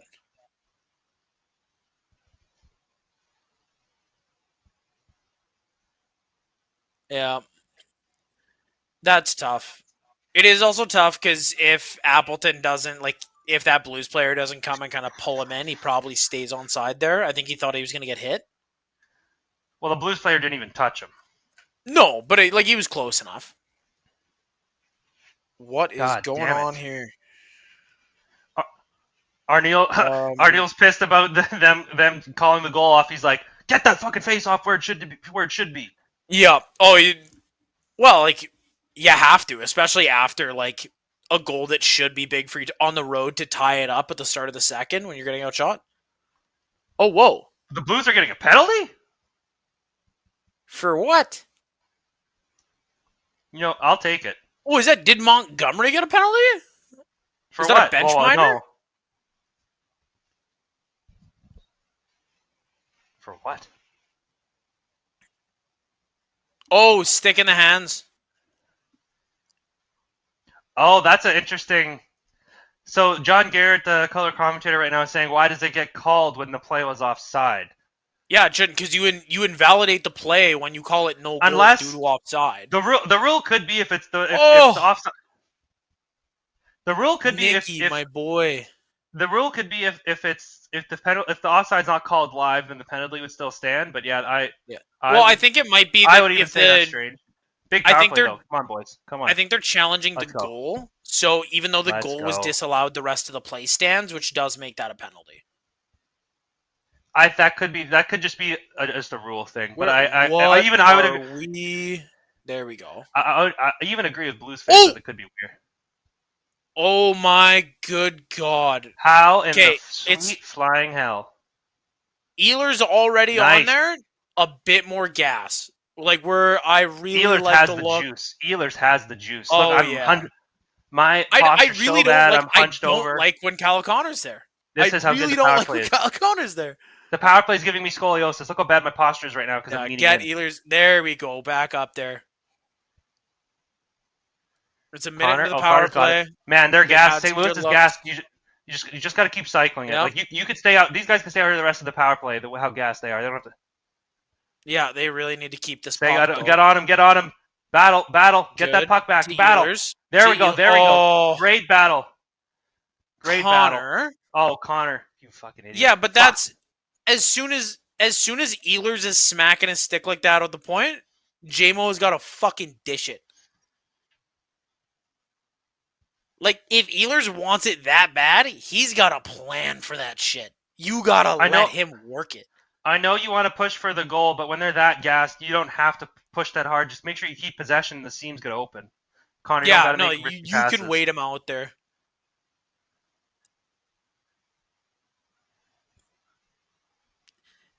Force the cover. Fuck's sakes. He wasn't, though. He could have thrown it to the other side. I do not blame Hellebuck for that at all. Yeah. Man, if Velarde got a better shot, or if Connor got a better chop at that was in. If there was height, that probably is a goal. If there's medium height, yeah, if there was height, or that wasn't an angle. But Binnington got across. You know what? You got to be a bit quicker on this guy. No, it was a good power play. But we got some good chances. We handled the puck. That's not a momentum killing power play. Even though you don't score, that's a momentum building power play when you don't score. I know. Followed up with a good shift. We got Poink up at the top. Oh, Sandberg. Wait. Sammy. Oh, yeah. Sandberg is with Poink. Because who the fuck is Poink? The brutes are on the bottom. It's more fun to say than Pionk. Is it? I don't know. It's different. Actually, the funnest way to say Pionk is the real deal Neil Pionk or Pionk. Yeah, Pionk is good. The Rionk Dionk Neil Pionk. You got to say it the way I said it. You got to say it like Eeyore. Or Pionk. Pionk. Okay. Okay, we're behind the net. Franco's laying the lumber on Lowry. I thought at some point they blew these dead. Hey, no, okay. There we go, Lows. Yep. Huge from him. Good. I was like, our forecheck being too deep at this point, I'm not sure about. We're pretty early in the game still for that. Nice, DeMello. Nice. Hold him up. Yep. Here we go. Barron, you got cheated. Barron, I loved hearing the post, but oh my goodness, that could be a call. Here, keep it up. Mellow huge. Man, we really need to stop diving below the puck here. We're missing a bunch of chances for it. Tanev was yelling at the ref about something. Push, keep pushing. Next wave. Oh my goodness. That was very close to offside. It's probably going to get challenged if we end up scoring here. All right. Oh, no. Think positive thoughts. Man, that is another problem with Shen and Stanley, oh, good Lord. That's maybe one of the slowest moving D pairs I can think of. Oh, speaking of NHL Edge speed analytics, they are two of the slowest defensemen in the league. Yes, that is correct. Yeah, how the hell do you put them? The eye test lines up with the reality there. Yeah, you have two big, mistake-prone defensemen who do not have the toolbox to make up for their mistakes. Push. You know what? There's nothing wrong with having one of those guys on a pair, but yeah, ideally you want somebody who could skate and move the puck better to complement a guy like Schenn. You have one guy to be in front of the net bigger, and then you have one guy to move the puck and break out. And they have two guys to sit in front of the net and be chonky. Come on, boys. And then Sandberg and Pionk, Sandberg's a bit bigger, but Sandberg and Pionk are a way more balanced pair. Oh, God. That was a hard voice crack. That was a hard voice crack. My goodness. And Pionk's not that big, but Pionk gets a lot of hits. He battles hard. He does. He's not going to crunch somebody, but he's going to separate body from puck, and that's all you need to do. Here we go. There you go, Sammy. There we go, Sam. Neil's got some space to make a good breakout pass. Come on. Oh, and he dove. Oh, the power play. Another power play. Here we go. Yep. Here we go. Well, it looked like Pionk got hit by a sniper. Oh, Sandberg's not looking good. He's a tough cookie. He's holding. If he got off the ice on his own, I'm not worried. He's holding his ribs, which makes me think honestly he's just winded. Oh, Baron. He's going beast mode. That's a hand pass. That's kind of fucked up, but sure. Why not? That must have been what Tanev was yelling about. Yeah, because it was super blatant. And he's got fuck that fucking dirty. Who was that? Fucking neighbors. Fucking sticked them right in the fucking ribs. What? God. Why do they keep on? Can nobody make a decision by themselves? Well, maybe are they seeing it about it being a major? You're pitchforking them. Major! Yeah, Andrew, you have somebody in the chat here. Here we go. You got who do we have? Chris Walmuth. Oh, my uncle. What's up, man? Oh. Here we go. We got all the friends that's in the definitely a stick. That's really bad for my neighbors there because that's so far away from the play. Well, see, they're calling it a major so they can review it, so it might not end up being a major. But I had the reference started doing that, reviewing plays for majors. Honestly, it's out of nowhere. Pitchforking a guy in the ribs, they're I could see why that could be a major. Honestly. Yeah, it's a minor that checks out. Hey, but actually, hey, back to the Arneal comments. The thing he said he was the most mad about the Schenn hit was that they didn't even review it for the major. He got his review. Maybe that could be the ref just saying, "Hey, Arneal, shove this up your ass. We're gonna review it and still call it a minor, but you'll get your review." Yeah, but you know what? That's the thing that sucks because if I'm watching this as another coach, I'm gonna go in game day availability and be like, "These refs are fucking awful, man. Yeah, I know. They don't do shit for us." But that's huge. It doesn't look like it's crazy, but that's stupid as hell from Walker. I'm feeling a Nick. Sandberg can go down and he can dive if he needs to. Here. Oh yeah. Yes! Yes! Casey, baby! Casey! Call that one back, you fucking idiot! It looks like it's perf. Oh, is that perf? Yeah, it looks like Cole managed to get on the board. We got odds are heavy. Cole Perfetti. Here we go. Oh, let's take a look at this. Getting that down grease, under. buddy. Oh, and just jams it. And look just that is the play jammer. he needed to make. That's the goal he needs to get. First NHL career playoff goal yeah. for Cole Perfetti. Look at this. Wow. Good hand-eye on it. My goodness. But that's I think a great goal.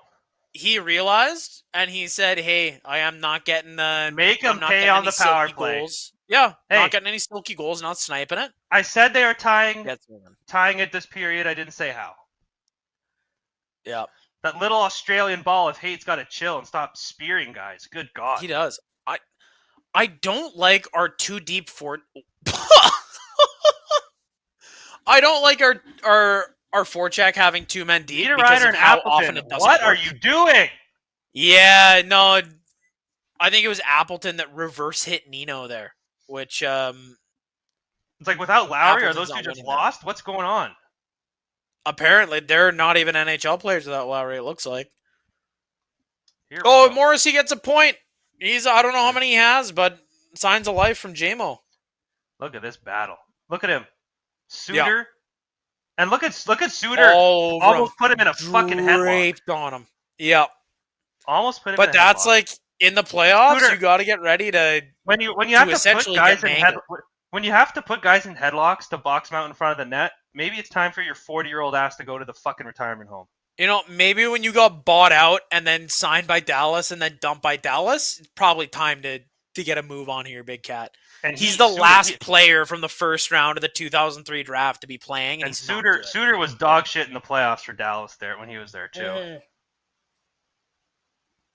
He was bad. And I'm going to be honest, somebody built like Suter, if you can't get Cole Perfetti out of the danger zone there, yeah, you're not physically there. Hey, Perfetti, again, the last third of the year, his battle level raised. He was playing playoff hockey the last third of the year. Oh, does he have that dog in him? Yes.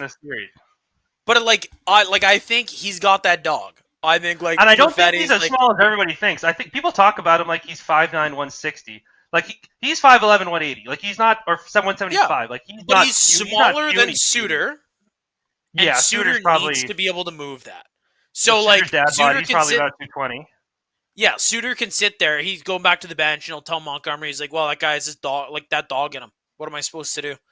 Like, that's something that's awful for Suter because you're supposed to win that. Suter's supposed to win that every time. And Perfetti just refuses to go away. Oh, he's stuck in. And I love that. Like, it's great to get the power play going. Going into this game, the power play in the series for the Jets was only at 14%. And, you know, in the playoffs, you don't need a great power play, but it's got to be 20. Like it's got to be like, especially when the power play in the regular season was like, what did it finish with 30%? Like it's got to be 20. You at least need to be. I'd say like 18 is the lowest it should get. I think anything under that, you really you got a problem. Even in the playoffs, I think even in the playoffs, like the scoring's a bit higher. It should be like 20. Yeah, that's true. But then what I'll say is like for the Jets, like your power play's been at 30 almost all year. Like you want to still maybe stick at 25 because you're getting less power plays. True, but as you said, scoring's a bit higher. Like your percentage shouldn't drop that much. Defense is a bit tighter, but look at these beautiful saves by Hellebuck. Yeah, this is awesome. I mean, Hellebuck becoming a problem, Hellebuck becoming a problem makes the Jets scary for Dallas or Colorado or for whoever else. It's not like other years where Hellebuck's fantastic and the Jets are like their actual team defense is not good. The Jets team defense is one of the best in the league. Yeah, they're icing a solid product in front of them, and like here we go, Sammy. The better they are at limiting like screened kind of deflection or tip chances. The better Hellebuck, the higher Hellebuck ceiling will be able to do. Oh, Perfetti getting possession in the corner. The spinorama apple banana. Man, that would have been hilarious if Falk got called for interference on that last little cross check on Perfetti. But Perfetti's not shying away from contact at all. No, the last bit of the year he was in the shit. He was battling in the corners. That's what you really like seeing from him. I think his game's matured a lot this year. Oh, JMO getting a goal would have been nasty good. Oh, that was a great break-in play there. Somebody's got to get back on Vladdy. Vladdy's back. But there, you know what? Like great break-in play. Great save. Yeah, it's look how he tracked the play. Yeah, right. It was he made it a logo snipe because he tracked the play so well. Yeah, no, and that's the thing. Like when Hellebuck's playing well, it looks like an easy save because it hit him in the chest. But you look at how well he's moving horizontally, the passing play in front of it. To a lot of goalies, that's like they're swimming in their crease from that, and he just slides in right into the logo, takes it. Yeah, Fowler's been dishing the puck this series. I think he leads the playoffs. No, it looked like somebody was trying to put some grape shot through the torso there. Like that was that was very clean to the chest. Grape and shot through the Hellebuyck made it look torso. trivial. That is such like a wacky color commentator line. I love it. Yeah, because I'm a dork, man. What? You'd be a great color commentator. Yeah. Some Jet player got rocked there. Yeah, no, it's up. I hate when the camera tracks a little bit and you lose somebody getting cranked in the back corner and you see a glove fly up or the stick come out. Oh, I follow. Here we go. Okay, Here we go. Toninato. Yeah, I guess I'm not this kind of player, so I don't get this. But Toninato there, dishing the puck off to a spot that has more pressure in it. No. If I can get inside the dot below it, I'm shooting from there. I'm going to lean into it and try to put it through his cage or his glove or right between his arm and his body. Net. That's what that line needs to do. Looks like Niederreiter's still okay after his collision with his ginger buddy there, Mason. Oh, yeah. Which I do have some friends that have been very not okay with Mason, but one of them's named Mason actually. That really isn't a fan of Appy? Of Appy here. Yeah, no, he's not a fan of him. But 3 assists last game. What do you have? Good. 5 assists in the series. What do you have to complain about? 5 assists, third line. Come on. No, it's yeah, he's been absolute gas. And let's get a goal off the top last game. Oh yeah. If we can get Appy's got to drive to the front. Good win from Nino. El Nino. Oh, and we just didn't get down low. Okay. Appy needs to move. I think you're ahead of me. I think I am, yeah. Just broken the zone. I'm at 11-12. Yeah, Oh, you getting up and seeing that camera swing around is crazy. Mason has never been good. It says Jet-centric. Jet-centric. He's got 5 points. He has a lot of bad whiffs, but he has contributed. No, the points are huge, but no, on the real though, yeah, it's like Mason. Yeah, he's not like an elite third liner or anything. No, he's very replaceable, and I'd have a list of guys that I would replace him. I think the Jets already signed Iafallo to an extension and not Appleton for a reason. I would think Appleton's the odd man out of some of those you could get in the bottom 6. A guy like Podkolzin off waivers. Podkolzin, I think, is better than. Oh, here we go. Appleton. Oh my God, here we go. Yes, a Puljujärvi. You could get. Oh my God, Nicky was so close. You're ahead of me now. Oh my God, that was a big giddy up. I just skipped to live. Oh God, now we can never get this right. Well, I was like, I don't know if I can skip to live. I can hit the button. Here we go. See what happens to it. Hit that button. Smash it. Smash it. No, still behind here, but it looks like a 4-on-2, but none of us have legs. And they go offside. Man. Yeah, how do you give Luke Shen the puck and then be surprised when you're offside? He can't get there fast enough. Look at this enough. Chance. Shot and the rebound. Those are some great saves by Binnington there. Yep. Somebody was open back door, but I guess that would have been probably a tough angle. The Jets, the Blues have done a good job of clogging up the middle of the ice, and the Jets have had a tendency to shoot on 2-on-1s here. Got more opportunity than yours. Thorburn had scored goals too. Jet-centric, I do agree with you. Okay. Honestly, I'd take Puljujärvi over Appleton. I'd take Podkolzin over Appleton. Puljujärvi? I would take... Oh, yeah. I'd take Trent Frederick over Appleton. Frederick? Third liners. Honestly, maybe an argument for Jets legend Jack Roslovic. Do you see those skates in Carolina and Columbus? Roslovic had 25 goals this year or something. Oh, yeah. No, Roslovic's legit. He could produce offense, no doubt about it. Who would you argue? I would take Zach Aston. Chris Thorburn. Okay, honestly, Chris Thorburn that's a little bit offensive to me. Hey, Thorbur's a beauty though. We talked about room guys. That's how Stanley's Appleton allowed to play in the NHL. Appleton had 35 points last year. How many points did Thorburn have in his career? Maybe 45. But Appleton's not the beauty Thorburn was. You can't show Thorburn me... was a beauty. Yeah, you can't show me that hair and that vibe and tell me... Mason Appleton didn't have in that nose. Mason Appleton didn't have a toe drag goal against Buffalo in 2011. No, I mean, Chris Thorburn did. Let's be honest. I'd take Matt Hendricks. Hendricks?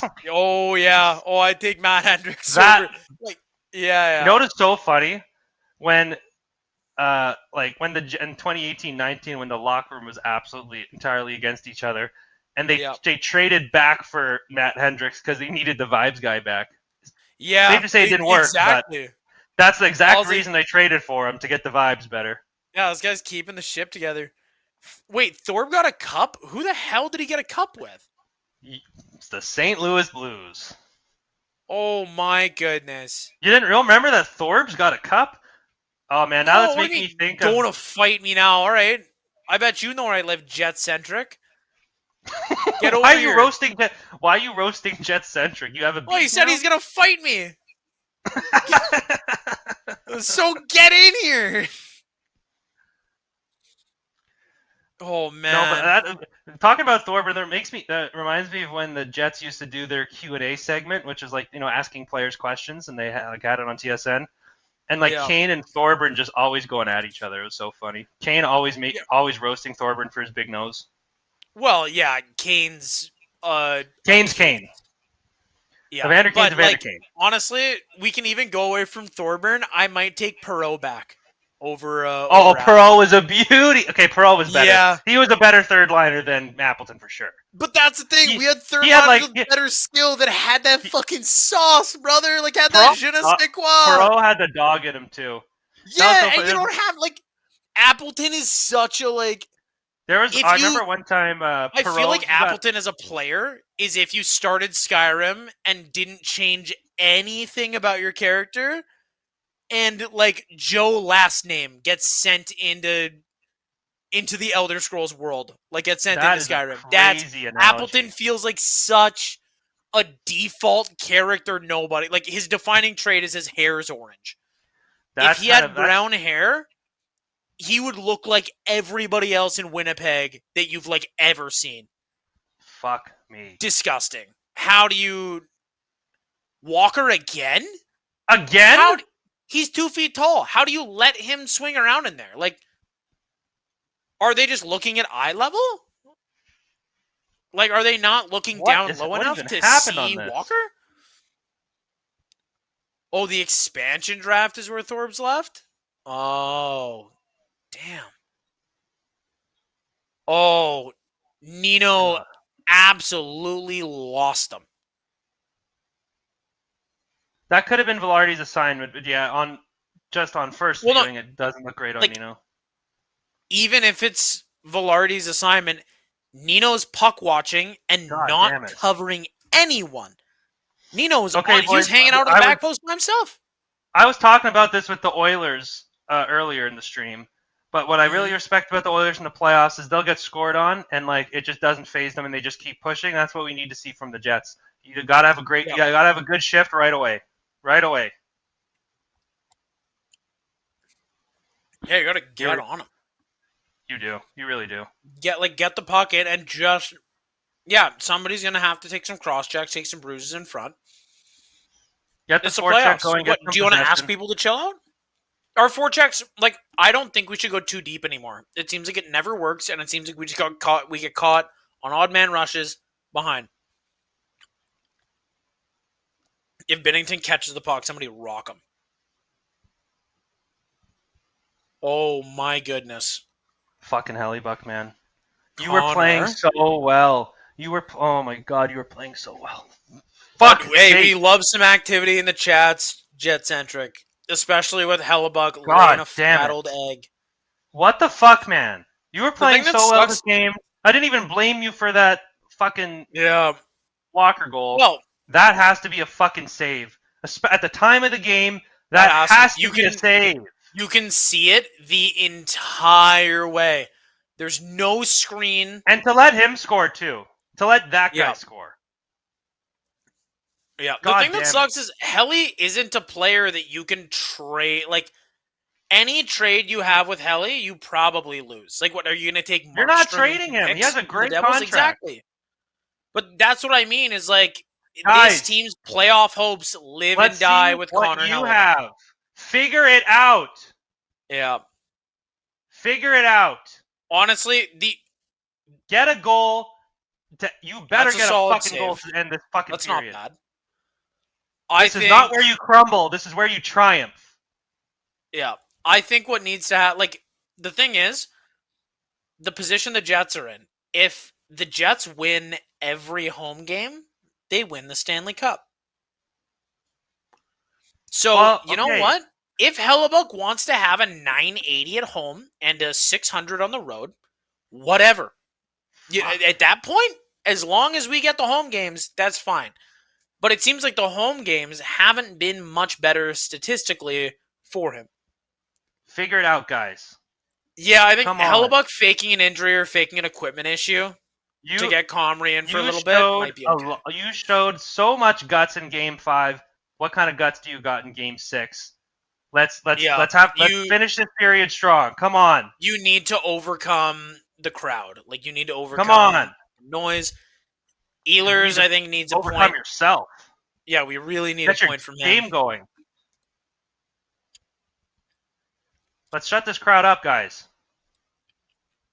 Yeah, you get one quick, and they're a little quiet here. Ripper. Rip back. Ehlers putting that in would have been nasty work. Out. Why does he have so much time to shoot? Yeah, no, we have not had... Well, that was interference, I think. I would be tempted to argue that. Oh, my goodness. Yeah, no, they're tough here. If I'm Arneal, I'm tempted to argue that as a pick for interference. You fucking assholes. Yeah, the way Helly's playing at home, playing like Jet-centric, you're right. Playing Comrie on the road might be the better choice. But right here, yeah, take a look at the Jumbotron. Why are you playing the puck? Yeah, Arneal really needs to look at the top of the circle here. Because who is it that tries to go out here? The fucking Walker again. Yeah, but Ehlers tries to go out to the point. I'm not sure if he ties up, if Ehlers ties up or gets tied up. But fucking ridiculous. Because there's no reason. Ridiculous. Where's the pushback? You only have fucking pushback at home? Neighbors are screaming. Yeah, St. Louis scored through a screen. I think it was Fowler. You need the whiteout to fucking get your shit in gear? You're fucking professionals. This is apparently a joke. They're pretty limp in St. Louis. And you can't even argue that it's because there's nothing to do in St. Louis because there's nothing to do in Winnipeg either. Like, I don't know what's going on with the guys that they just can't. And it's tough because Hellebuck seems unable. They are soft in front of the net, Millsy. Like the Jets just don't. They don't seem to be able to control that for Hellebuck, and Hellebuck seems to have lost the ability to make a timely save.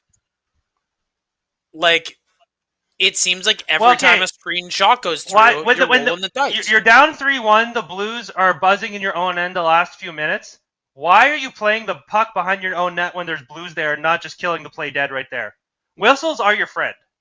Yeah, well, and the fact that Hellebuck, there's so many other pucks that Hellebuck has decided to hold on to, and that's the one that he decides to throw. We got JMO in the box. Fantastic. Like, if we have our timeout if we have our timeout left, then you kill this penalty, you call a timeout, and you essentially tell everyone to shove it right back up their bum, get out there, and play like it's a home game. Because clearly that's what they need to do. Chad is active as hell today. I appreciate y'all for that. Yeah, Monty is a good coach. The fact that the Bruins let go of Monty and then plummeted is not a coincidence. And the fact that he had a job for so long there, not a coincidence. Well, there's a few things involved there. Like the Bruins started poorly, but also they were still trying to get an extension done, and they just couldn't agree on a contract for Montgomery. Yeah, well, the issue is Montgomery. You really need to solidify that guy because he's not a part of the cap. It's just how much money you're willing to pay. But they let Omar go. Sway wasn't happy about that. They had contract negotiations with Sway where they were talking about how little he was worth. McAvoy gets injured in the Four Nations. They have no Bergeron or Krejci from a while ago, so they don't really have a top-line center. And then they trade Marchand for just about nothing. Which, I mean, at that point, season's pretty much done, but the Bruins are Swayman and Pasternak here, and McAvoy when he's healthy. Like, the Bruins would Underrated. need a miracle to be a team again. Underrated stat here, but Morgan Geekie for the Bruins, because they traded away Coyle. Morgan Geekie played a lot with Pasternak to end the year. Morgan Geekie finished the year with 32 goals. Like, isn't that nuts? Like, No I'm sure way. most people did. Morgan Geekie. He had 32 goals. Strathclair, Manitoba's own. He had 32 goals and 50 points. Like, he's a trigger man, but you still need one of those. Well, and he's good. I mean, for most of the last few years of his career, he's been known as like a two-way bottom six penalty killer type. But last year he had a good year with the Bruins last year too. Something about the Bruins, and I thought it was Montgomery, but apparently it's not. Something about the Bruins turns a bottom six role player into a top six two-way forward. And I'm not sure how. They've just done it consistently. I'm actually still so fucking mad about this game. How the fuck do you play the same game 3 fucking times in a row in fucking St. Louis? It's a fucking joke. Millsy said, why is Pickard a better goalie than Helly? I'll tell you, Millsy, because Pickard makes some kind of a save sometimes. Pickard doesn't have an obvious weakness, and he can't see through a screen, and he chokes under pressure. Pickard's going to give you an 890. But the fucking Oilers also score 5 goals a game. Every save. The Oilers also score like 5 goals a game. Let's fucking be real here. They do, but Pickard the Jets are not a run and gun team. No, but Pickard can make saves through a screen. Pickard can make Pickard will let 1 or 2 bad ones in, but he doesn't get perforated in a single shot type the way that Hellebuck has. You put 2 people in front of Hellebuck, like, his stick may as well be red and white striped, and he's got to have some glasses on, because not only can he not see shit, he's looking for it, he's not going to find it. Is it bad that I'm thinking about something to break right now? No, it makes sense. Like seeing our franchise goalie losing the same way unable to deal with the screen. 3 fucking games. Yeah, well, because they have have Helly's number. They have what? They have 4 goals on 17 shots. I'm not seeing the shot total yet. So what's Hellebuck's save percentage drop? What's Hellebuck's save percentage drop to now? Like fucking 805? Like what? You're gonna get. You should be getting. It's a miracle they're in the series with a fucking save percentage. Right like now that. he's an 800. Shit canned. We are leading in spite of our franchise goalie, which is a crazy sentence. Crazy sentence to say, but it's true. Honestly, it feels like if we just played with Comrie's better at dealing with the screen. It feels like Comrie would give us an 850, which honestly is enough. Is enough for this team. No, they're not looking to shoot. Like they know exactly what shot types Hellebuck can't handle. What fucking hypnosis tapes do you need to show Hellebuck to tell him this is just a regular season game? Yeah, like if you could have like those digital boards, if you could just have it. Oh my goodness. I'm not fucking standing for this team. Fuck that. I'm not fucking standing for this dog shit fucking road team. This is fucking garbage. You gotta I'm not pull standing. him. You gotta pull him. Fucking ridiculous. Camera. Oh, the fucking AI turned off. This is great. Fucking me. He is at a 750. A little over. Oh, now it's tracked. Like, yes, a turnover's bad. Yeah. Shen's sitting there essentially just screening. Do I need to quit?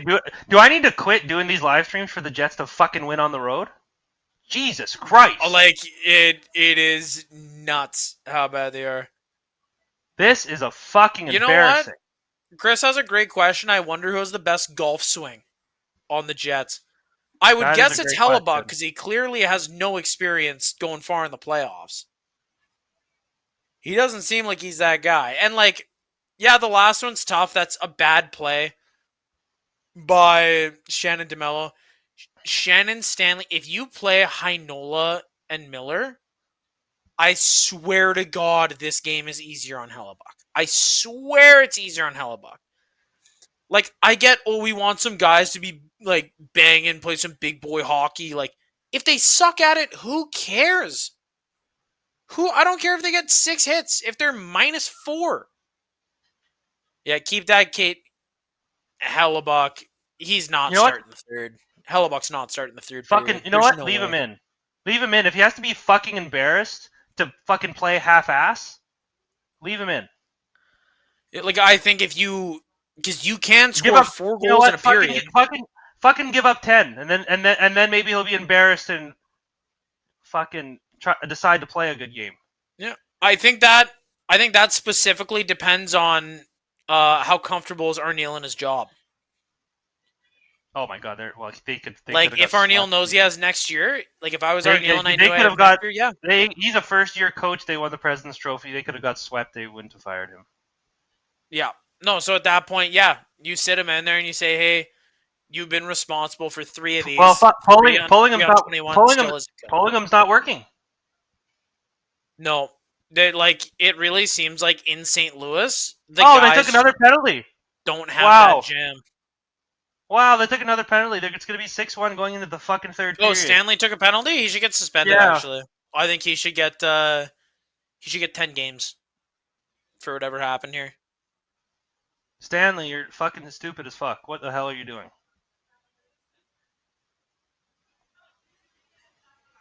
Stanley is, I think, a big part of the reason why we have not been able to win games.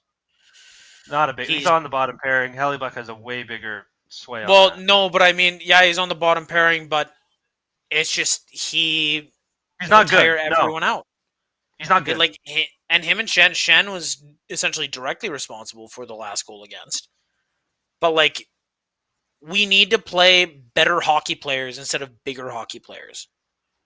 I don't think Stanley should see the ice in Game 7. I honestly don't think Shen should either. I have no idea what the fuck they're gonna do. Well, they're gonna, I think, play at home the same way they've played at home the whole series.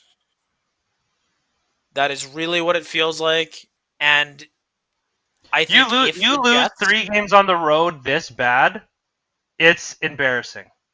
Yeah, I think if it's embarrassing. It's St. Louis. It's not a historically rowdy barn. Like, you think it's going to be better if you're playing the Avs. Well, every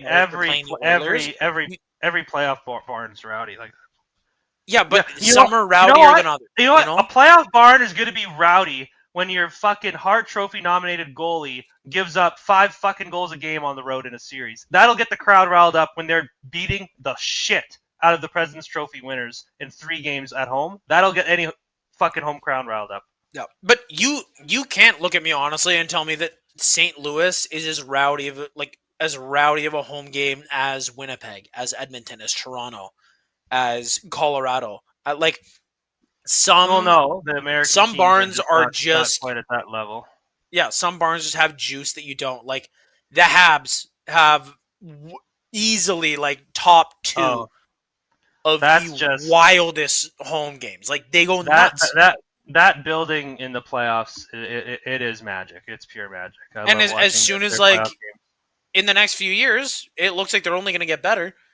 Like that barn is going to give people fits, absolute nightmares. And St. Louis isn't one of those teams. So if you can't play a road game when people are gently whispering sweet nothings to you while you're in net, how's it going to feel when you're in Toronto and people are like bringing cutouts of you slob and knob? He's going to get, if Hellebuck can't handle St. Louis for a road game, if he can't handle this atmosphere, the Jets have no hope in hell of winning a cup. No, it's not even the road. He's just playing like shit. He's in his own fucking head. I don't know what the fuck he's doing. Maybe he's not fucking staring at the camera long enough when they're taking the shot of the locker room. I don't know. He's got his head up his ass. Like he's in his own fucking head. I gave him credit for Game 5 because he did play better, but he still gave up a fucking shit ass goal. Yeah, he needs to realize that. Like, and in this game, he plays a good first period, Did you just sigh because I'm ranting? No, I'm sorry. Looking again at the score. Oh, sorry. Yeah.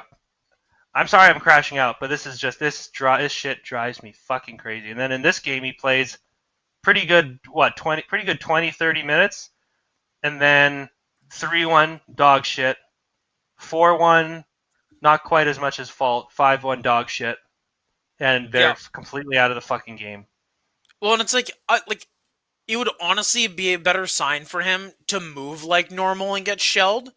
But you can tell from the way he moves that he's trying to do too much or too little. Like, it seems like he's thinking so hard about his technique, he's forgotten how to play hockey. My number one thing, leave him in. Arneal, leave him in.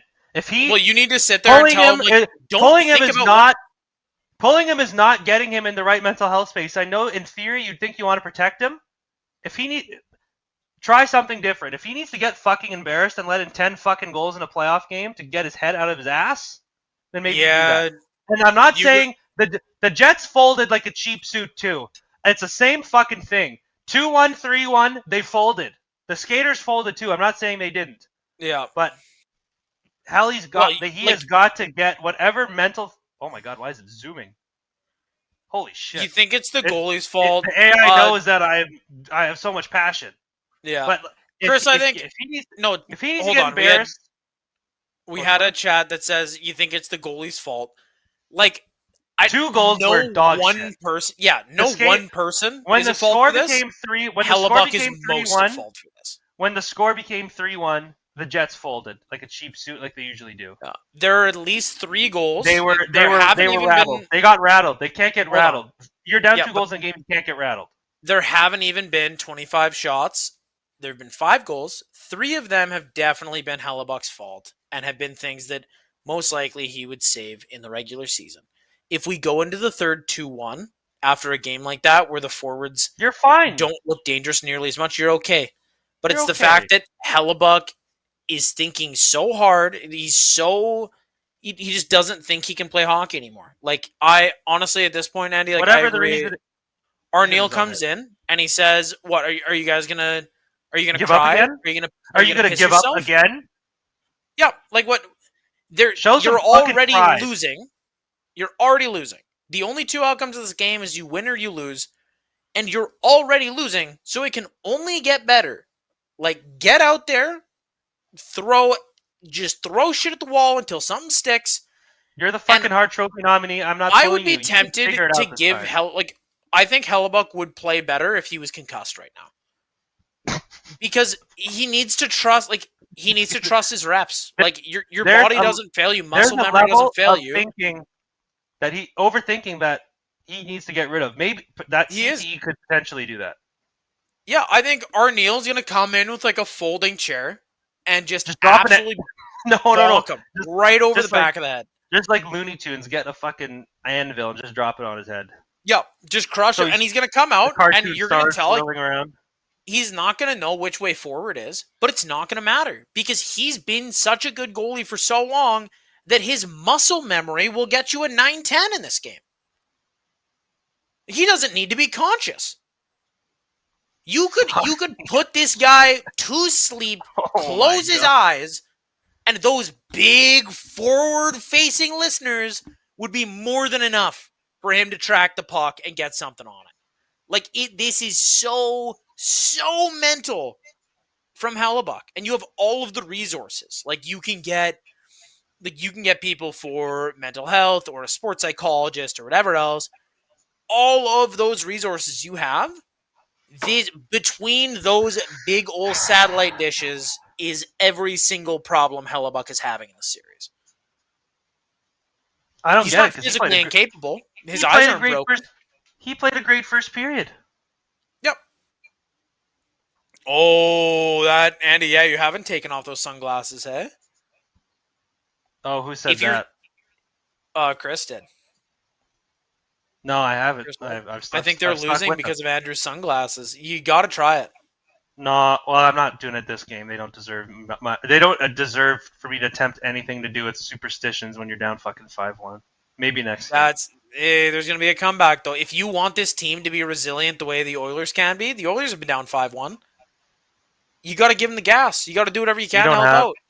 We don't have Connor McDavid. That's just not the way we play. It's not, but there's still like if you want games like that to exist, it's got to start at some point. Like if they come back and win this to close the series, they're looking like an absolute wagon tonight. And yeah, it looks off, but your gameplay can change within a period. I'm too broken to even remotely consider a 4-goal comeback in the playoffs. I'm sorry. It's not going to happen. Oh, he's got an 835 on the road, and tonight he has An 835, which is better than what he has in this series. Yeah, that's he's at something like an previous 6 on the 810. road. Yeah, tonight he has a 783, so he's going down tonight. Oh my god! Oh my god!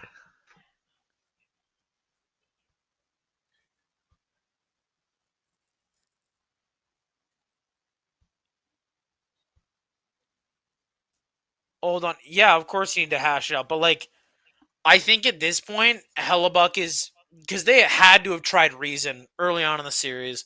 They're not at the point of reason. Like, if I'm Arneal, I do like that clip and like it's like Scared Straight where like they send kids to prison.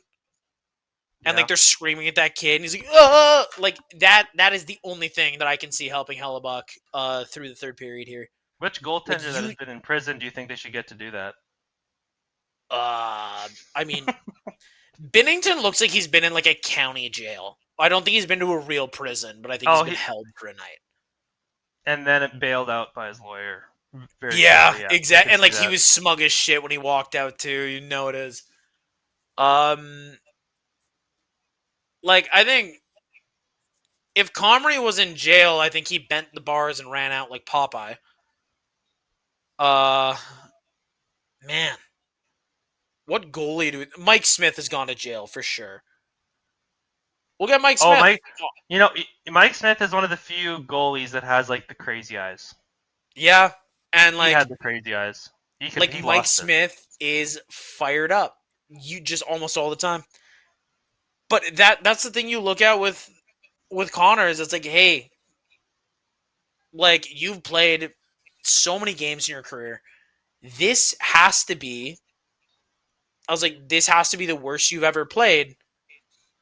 So like you could close your eyes. You know what? No. You just don't need to think.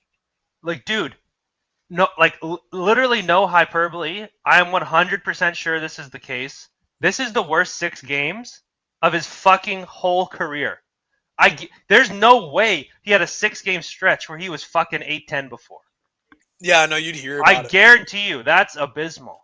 But that's how you know it's mental. I bet you the number of 8-10 or worse games he's had in his career is probably not that far off of how many games he's played in the series in the regular season. Oh yeah, no, there's the last 6. This is a fucking joke. Yeah, no, he's so in his head about playing. Like, if Hellebuck just played like I said, I'm not bailing out the skaters. 11 shots in 2 periods is dog shit. And the skate when Shen scored and it's a bad goal and like I don't fully blame him for the letdown, but you're fucking professionals. Yeah. They folded. Well, two things. Too. First of all, I'll say skaters folded. Hellebuck hasn't stolen or even really contributed to a game this series, and he is your franchise player. He needs to be able to steal one. Your best players need to be your best players. Second of all, I'm going to go to the room for a break for a bit. You can convince Chris and the chat why you should not take your sunglasses off. Because there is demand for you to take those off, buddy. Dude, how long are you going to be? I need a break too. I'm so sick of this shit. My God, I hope he's back soon. I wanted to go on a break, but he beat me to it. How many times are you going to tell me to take them off? I'm not.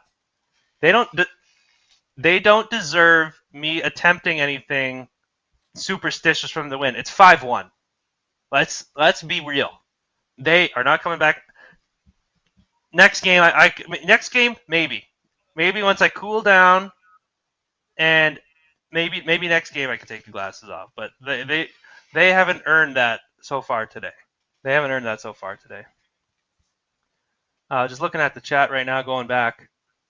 Why? Oh my God, we can already talk about this. Why is Pickard a better goalie?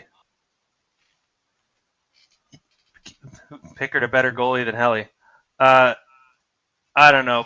Probably maybe because Pickard feels no pressure, and for whatever reason, Hellebuck just it's like it's Mission Impossible. Like the literal fate of the world lies on the Jets winning around the playoffs, and he just crumbles under it. I don't know. I have no idea. I don't know. Good for Pickard. Happy that he's winning games in the playoffs. He's better than Stu. He's playing better than Stu with Edmonton. You don't need to be great. You just need to make one more save than the guy across from you, which he's been doing. So. Yeah, I don't know. I don't know. I don't know what else to say about Helly. It's just embarrassing. Jets centric. Never bet against Monty. Wish he was the Jets coach. He's oh yeah, he's has a good track record. He was good in Dallas. Things didn't work out for him in Boston in the playoffs as much as they would have hoped, but still a decent tenure there. And like honestly, super impressive what he did with the Blues this year. Getting them back from where they were. Not quite as bad as they were in the 2018-2019 season where they won the Cup, where they were literally worse, but they were still in pretty rough shape. And to go on like it was like 19-4-3 run or something after Four Nations to make playoffs, that was pretty impressive. I'm just responding to some of the comments. I think I need a breakdown. I need a break now too. I'm just mentally exhausted. I was like, you have all. Oh, I thought you said you need a breakdown. I was like, you've already broken down. I think. No, I need to leave here for 90 seconds and maybe gain some sanity back. But I've got a message for you when you get back here. Okay, sounds good. And I'll start talking about it to the chat. Do I look ridiculous? Yes, I do. Hats aren't meant to be worn this way. But if all of the fans, if we want the Jets to do something with this third, to build on it for the home game, to try to win the series right now, I'm gonna tell Andy too. Like, we gotta stop whining here. Like, we gotta step up. Like, if you're on the ice and you're, oh man, I can't wait till Kyle Connor and Connor Hellebuck stop whining and they just win the game for us. No, it starts at you. Like, if everyone's gonna do it, you're part of that. If you're not doing it, everyone can't, because everyone includes you. So I'm gonna see if I can get Andy to take the sunglasses off, put the rally cap off. We want him to win, and right now we don't care how. We don't ask how. We just want to see a W. We just want to see that scoreboard looking nice and clean, and we want to be looking ahead. But no, he's good to take a breath there and calm down. I'm having a drink or two myself. Chris, thank you for being in the chat. Man,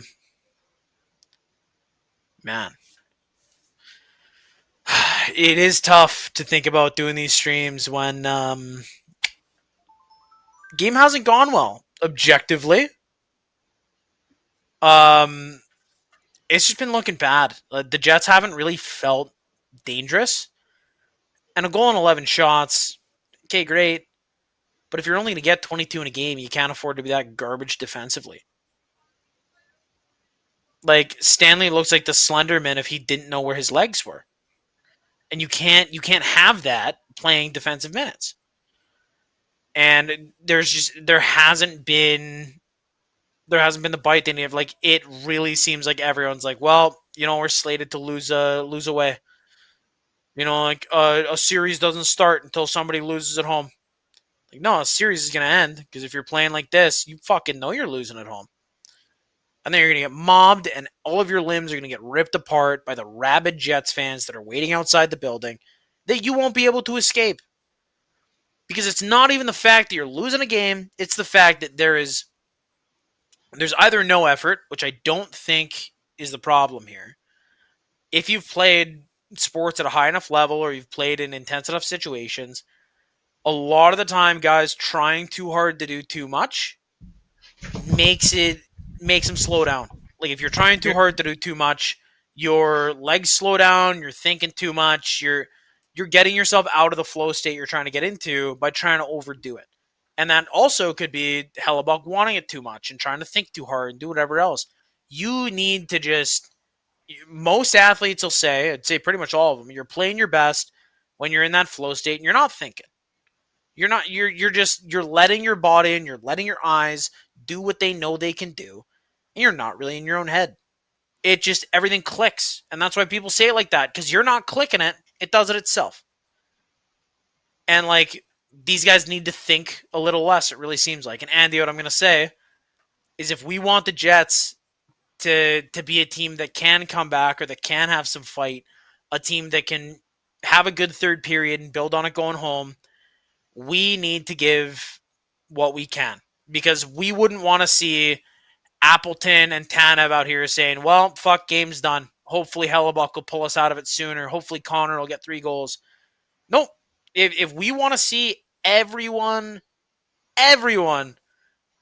contributing and putting something in there, everyone includes us. And like, yeah, it's going to suck right now and the way the Jets have played in 2 periods. Do I think they're going to win? Not like that. Dustin said, I started this game with so much hope, and it took St. Louis 5 minutes and 13 seconds to drain it all from me. For frick's sakes, in the words of our one of our best players who is currently incapacitated. But no, like we gotta try and give it to, like, we gotta try to give them some kind of energy, some kind of hope for it. And it's tough, but playoffs are tough. You know? Like, it doesn't feel good to have that energy. We got to have that energy. I'm fucking done. I changed. Oh, yeah? I changed something. I put my hat. I put a different hat on. I know. I saw it. Well, the Bombers should be the Jets' new name after this performance. You know what? At least the Bombers, I could rely on disappointing me in the fucking finals. At least I can rely on that. I don't give a shit. I'm drinking this beer on stream. I got the Corey Perry. I have, I got 4 empties. I'm on 5. I have 6 on deck. Oh man, you're already 6 in. At this rate, I should be fucking 10 in. Probably grab a. Yeah, no, pretty much. I got grab a few more later. God damn it. Oh man.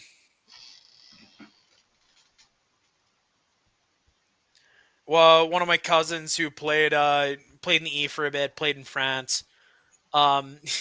He just sent a message on Instagram, and he's like, "Yeah, these are bringing tough luck." And I was like, "Yeah, maybe we, maybe we think about doing them for home games if neither of us are going to a party or block party or something."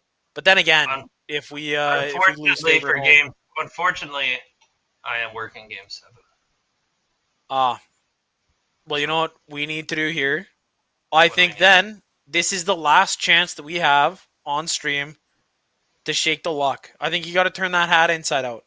Flip the sunglasses, go off camera, flip them upside down. Flip the hat and the glasses upside down? Yeah, you can flip the glasses upside down. If you don't want to do a rally cap, got to do something. We can't. I don't want us to rally cap because at the end of the stream, I'm gonna fucking burn that towel. Oh yeah. The thing is, I don't want to leave this stream thinking, man, maybe we could have done more. Maybe we could have helped that mojo, got that good juju going.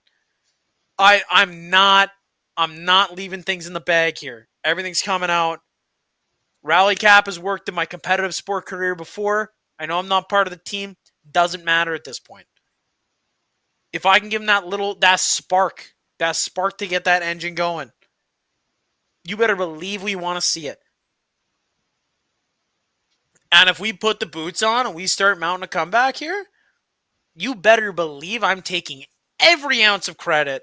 I'm going to walk in there, walk up to the mic and be like, yeah, I made some pretty good calls here. I had every single viewer here. I don't know how many people are on right now. I'm guessing it's like 1. Hey, 3. Let's go. Like, every single person here. Something. You're going to have something during the home games. If there was some superstition that you had that was working pretty well, give it a shot. If there's something you look at and you think you can change, there it is. Is this what you want? You got to have that. Yes, this is exactly what I want. You want me to look like a fucking idiot? I already do. I cheer for this fucking garbage team. Exactly. We don't look any dumber. We're still Jets fans. There we go. Kill the power play already. Logan Stanley's out. Great. Okay, it is good that Logan Stanley realized that he needed to get the fuck back to the bench. But no, we have, like, Iafallo skating pretty hard. Conway is net? No, Garbage. has not. So I think this says, do we want to win this? Like, do we want to win this for our guys? I'm really hoping that Arniel spent 20 minutes making all of the Jets feel like shit about honestly, doing this to Helly, even though he deserved it. They should start Conway in Game 7, honestly. I think if Hellebuck hasn't been mad enough at getting lit up, I think he'd get mad enough at being passed over. 8-10 save percentage? Yeah. The Jets need to go into a puck battle with more than one hand on their stick here. Perfect. Love to see it. Could have been called, but it won't be. They need to get their head out of their ass. Wow. That was a real bad loss of the puck here. Yeah. The Jets... It's okay. Stanley's out there. Yep. No, it'll be fine. The second Stanley goes end-to-end is the second we are good. Man, Ehlers drawing a call would be great for us. But... Oh, great. The fans are chanting, we want Connor for the third fucking time. Because he's been pulled 3 fucking times. Of course I don't see Connor on the bench at this point. I'd force him to be on the bench. What the hell, Logan Stanley? What is his stick made out of? He had an opportunity for a perfect 1T from the high slot. Oh. 879 is not... Oh my god, a 758 on the road and an 879 at home. You can't even hit 880 in a home game. You can't. If I'm Arniel, I force Hellebuck to come out and sit on the bench and listen to everybody absolutely rip his shit. He should have played the third. Protecting his mentally weak fucking ass has not done anything. Like, there's no point in maybe embarrassing him would get it. Yeah, maybe I don't know. Maybe he needs to get embarrassed. That's what I'm saying. Yeah, but it's like you really at that point, and like I've been there. You kind of you kind of need to just break it.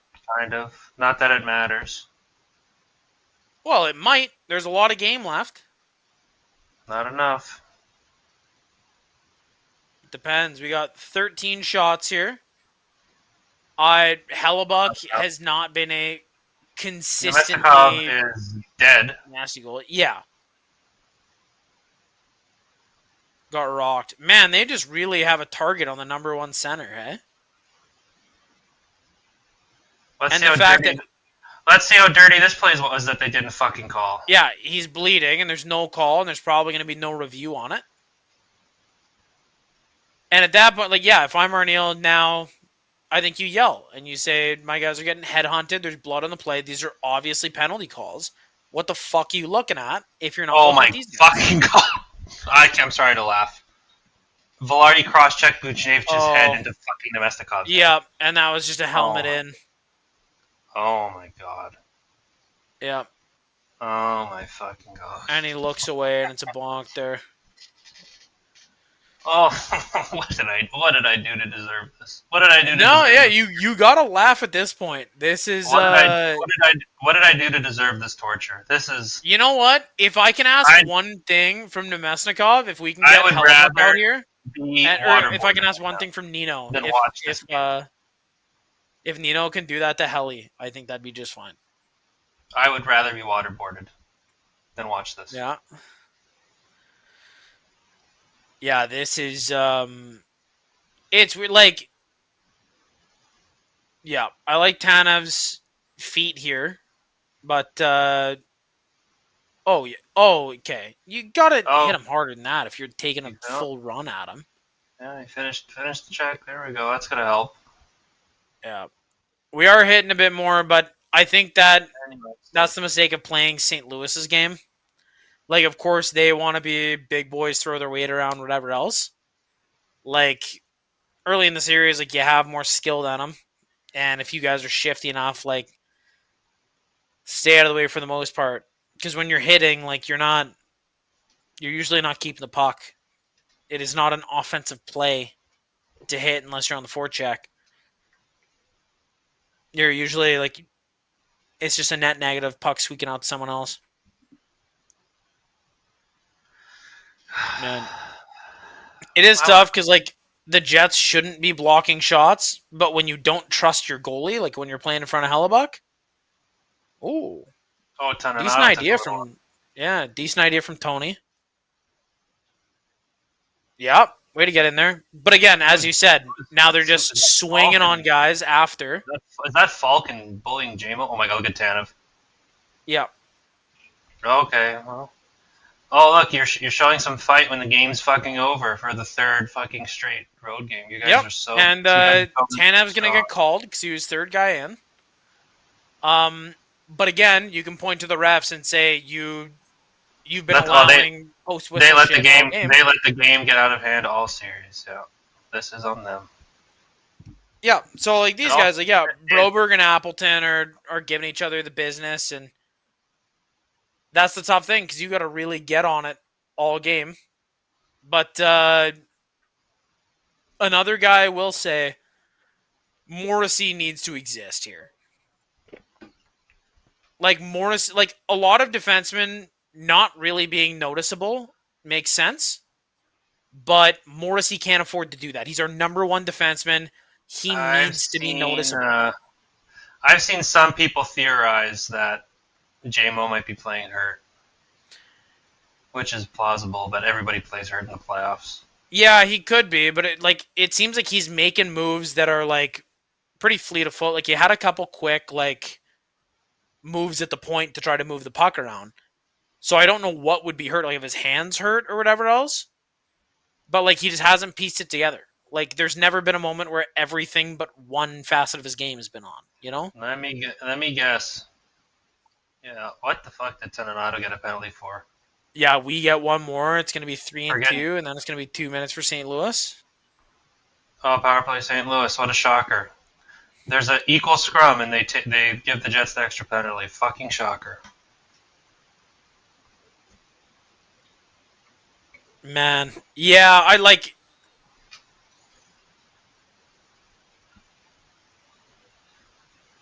That is odd that, like, as Arneal, I'd go in and be like, okay, even on the broadcast, they're saying that this, like, they're saying that, okay, they need to leave it away. Like, they need to leave the puck for a bit, leave the goalie for a bit. Play's done. It's been done for a while. But every time there's been post-whistle bullshit, you've never... Is that the World Series pennant that St. Louis fan was holding up? With the Stanley Cup? What the fuck I don't know if... someone's in the wrong place here. I don't know why the hell he has that. I don't know if St. Louis had... Fuck the Blues and fuck the Cardinals, too. Oh, that's who that is. Well, the Cardinals are the St. Louis baseball team. Yeah.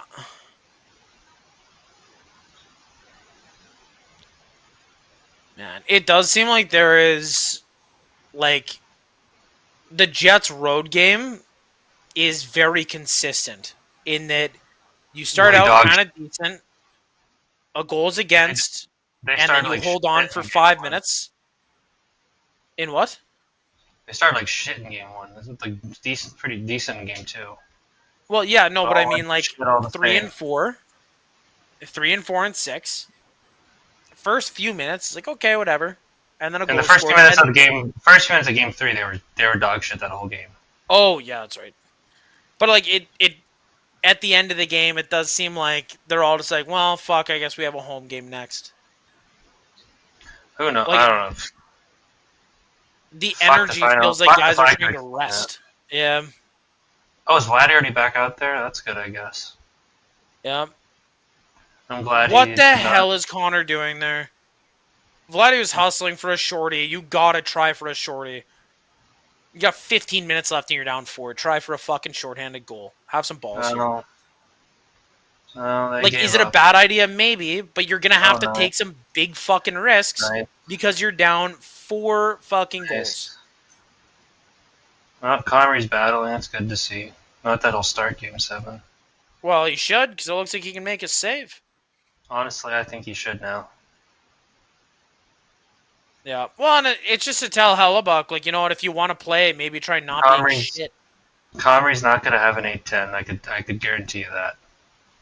No, I think Comrie's going to play the same way he normally would, which isn't great, but it's better than Oh, he had a good year. He had like a 9. Hellebuck. He finished with like a 9-12, 9-15.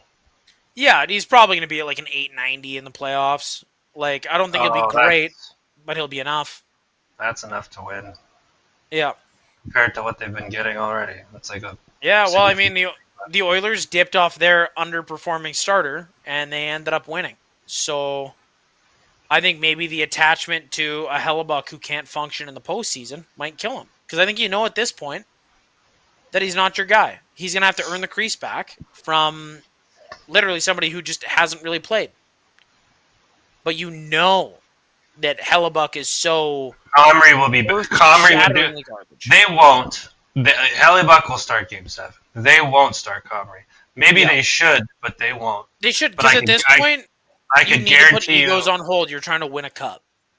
I could guarantee you a cup's kind of funny, considering how this game's going, but Comrie wouldn't get better than an 8-10. Mm-hmm. Fuck, he'd probably get better than 8-7-9, which is what the Jets have gotten at home, where they're fucking undefeated. Yeah, at home from Hellebuck. Yeah, the fact that they need an 880 to win at home. There's still 14 minutes left in this period. Jesus Christ. Yep. Can it be over? Have another drink, my friend. Settle in. I plan to.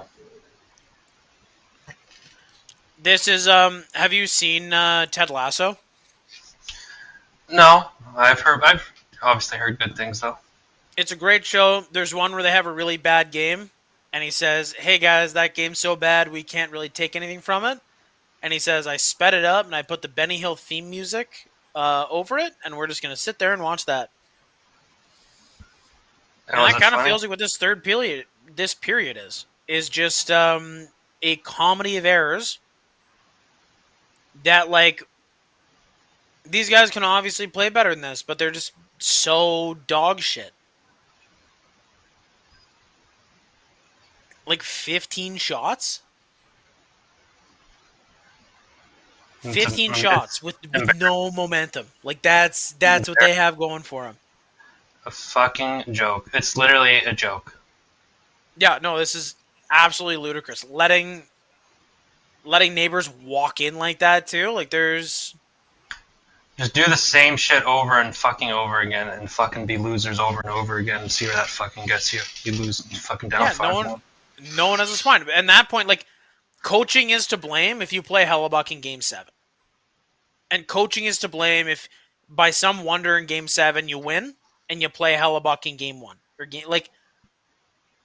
Our Neil will be to blame if they ride Hellebuck until they fucking lose. Because he hasn't been good ever in this series. At some point, you need to try your other goalie. He has been clearly not the fucking guy. He's been like legit good in one game this series. Mm-hmm. He has an 8-10 in this series, and he had a game where he only allowed one goal. That tells you how bad he's been every other fucking game. Yep. No, he's gotten absolutely peppered. He hasn't really shown an ability to bounce back at all. So, like, as a coach, you shouldn't really be able to justify playing him. Are you eating right now? No. Oh, I'm sorry. It might as well. It's not like not much a fucking game to watch. I was eating a little bit, yeah. I just didn't expect to get caught like that. I just noticed it. I didn't mean to get you caught there. Oh yeah, no, the game. I don't give a shit if you eat. I'm fucking ripping beers. Yeah, no, I'm putting some work into because I need a little bit of help to get through the rest of this game. Like, I'm so upset. I'm not even. Heartbreaker! I saw someone leave the chat in real time, but I don't blame them. I'm too sad to even play NHL franchise mode after this. I'm just gonna. Oh yeah. I don't know what I'm gonna do. Sit in silence in the dark, probably. Start a new franchise mode and just see how many trades for Hellebuck you can come up with. Not enough. Look at all the good players you can get back for choke artist Connor Hellebuck. I'll boost all his stats so he's 99 overall, so I could get something half-assed for him. Well, actually, no. Actually, you know what? I should have opposite. Yeah. I'm gonna get him down to a 75 overall, so I could trade him for a 7th-round pick. So it's fucking realistic. And that 7th-round pick will still probably become an AHL starter. Fringe goalie. Oh, now what's happening?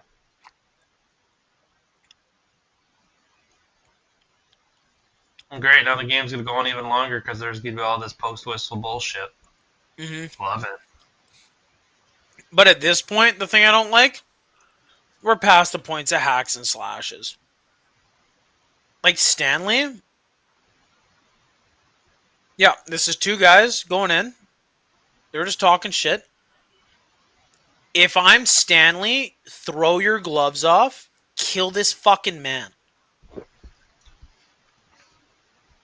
Like, if you get suspended, that's it. But if I'm Stanley, I'd be talking shit to, like, Kyrou. Take your gloves off. 4-on-4. Assault them. Wow. Assault them. Like, Stanley should throw his gloves down in the scrum. There's only and take the 5 only points. one player the Jets should be going after in this situation, and it's Shen. Yeah. That's the only Absolutely one that wrong. makes sense. Well, and we're also past the point of skill being the deciding factor. The Jets are beating themselves left, right, and center. Like, yeah, they're playing like ass. The Jets have been responsible for more goals for St. Louis than St. Louis has. Monty, what the fuck are you mad about? Mm-hmm. You telling the fucking ref about your fucking surgery degree, you fucking asshole? Oh, the Jets are getting a power play. Great. Yep, Shen got a unsportsmanlike. Or Shen, Braden, I think. Yeah. Monty, get a bench miner. Give us a 5-on-3 when it doesn't matter. But also the refs, like, too little, too late. Again, you're trying to manage the game. Like, oh, we want to make it close, give them a chance. No, you can't throw a team out in front like that by making selective calls and then try to make something up after. It's 5-1. Yeah. I wonder if the Jets will score on this power play. Not that it matters, though. Jets would need to start now. Like, you'd need to have Ehlers absolutely fire one and then get another one quick. They and need then to start it is 3-5. Like, I would need to start halfway through the second period. No, on the bench for the Jets, you need to be delusional. And you need to be like, oh, we got this. Like, we just need this one. Pride would be ideal. As upset as I am. What is... Binnington's hurt? No, the fuck he's not. Look at him. His strap was loose. Yeah, that's not hurt. And honestly, Binnington's hurt. When the strap's loose, you blow the whistle all the time. Yeah, I know. I just don't like the way he went about saying it. Well, Morrissey went for a throat snipe. Yeah, normally when your strap's loose, like the goalies shake their helmet off here. Okay, Morrissey got the shot through. He just didn't get it to either side here. But again, never mind. I was about to say something stupid, and I was like, maybe we don't. There's nothing as stupid as this fucking game and cheering for this team. Yeah, no, this is tough right now, and the fact that we have a power play that is looking like barely even strength, almost. Oh, Velarde almost kept it in. Oh, great. My stream's buffering. I don't know if I have waiting for all the good things to happen here. I don't know if I have the motivation to try to get it to work again, but I'll try. Oh. Come on, boys. There's got to be something to write home about here. What the hell was that pass, Gabe? Oh my goodness. That's how Lucky finds a way to let it in. Holy. What time on the clock are you at? I am at 11:35. Okay, shit, I'm only a few seconds behind.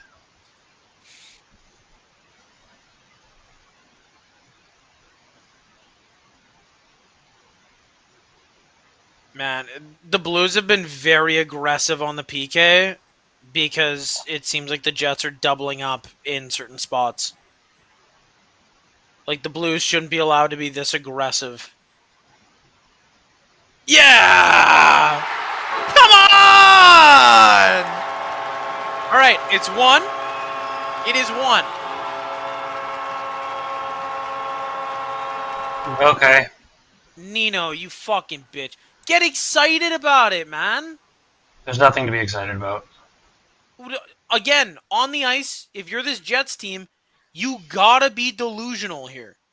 Get pumped. You gotta believe, you gotta fake it until you make it that you can win this game. If they get one more goal, if they get another goal and celebrated it, I wouldn't blame them. But maybe not 5-2. Well, no, but that's how you have to start it here. Oh, Appleton with another assist. What an absolute machine. He's been bobbing for apples. Been way better than Helly in this series. If they get another goal right away, then I'll slightly pay more attention. Yeah, that's our second power play. Appleton and Nemesnikov, not bad. I don't like that waiting in front of the net. You got to fucking push for offense here. There is still not enough time for you to be patient. Nothing in this game tells you that you can score 3 goals or a goal every 3 minutes. So you got a motor. How is there still 10:52 left in this period? That's bad. My God. I'll show my Flying Otter here. Canadian brewed beer that, Winnipeg brewed beer that also. Are you a fan of the Otter in Dallas? He's a good goalie. Not a fan of having to play. Well, not a fan of having to play him in the Four Nations, so he didn't really play. But he is a good goalie, I think. And with the game that he had against the Avs last night, I think that if we could trade Helly for Otter right now, 1-for-1 in a heartbeat, half a heartbeat, quarter heartbeat, I'd take him.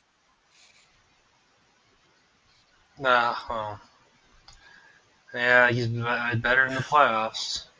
Yeah.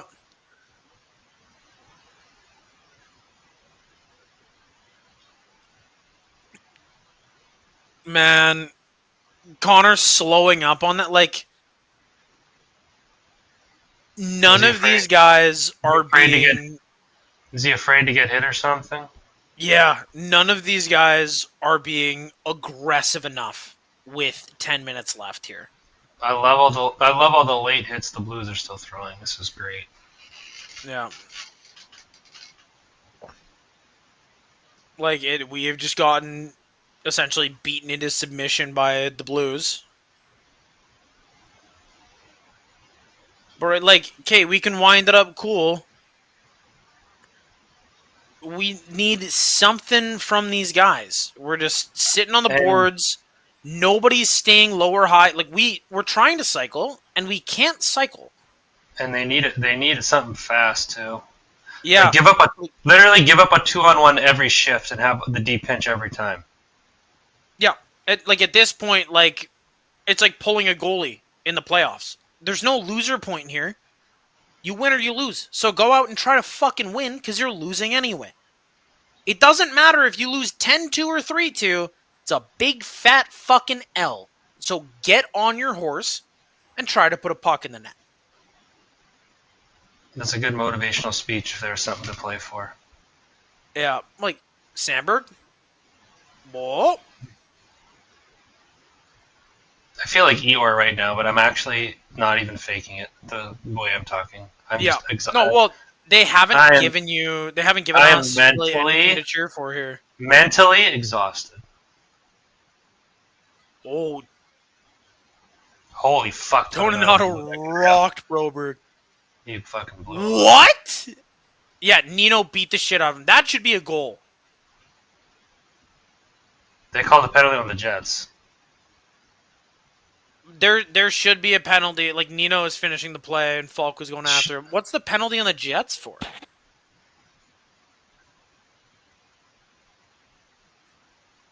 Like someone falling over? I don't know. Because the Jets the Jets would have had that goal that looked pretty good, and they had a great shift. And the fact that they have a great shift in something that could get them a power play, could do whatever else, and they get kneecapped on that. What's the call for here? Tony Nato rocks him. That's a clean pick completely. Really? For what? Mason Appleton for the slash to the hands, but considering Appleton, what the series is, Appleton, if you're gonna take a penalty going after Shen, yeah, maim him. It's not a slash.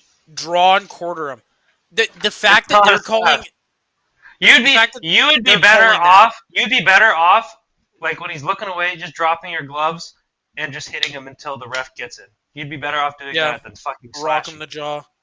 But is the fact that going to send a fucking message after a series like that, the fact that that's the call is nasty. Like, this has been a series where guys have been like hung in public or hanged in public, and I think you had it with hung.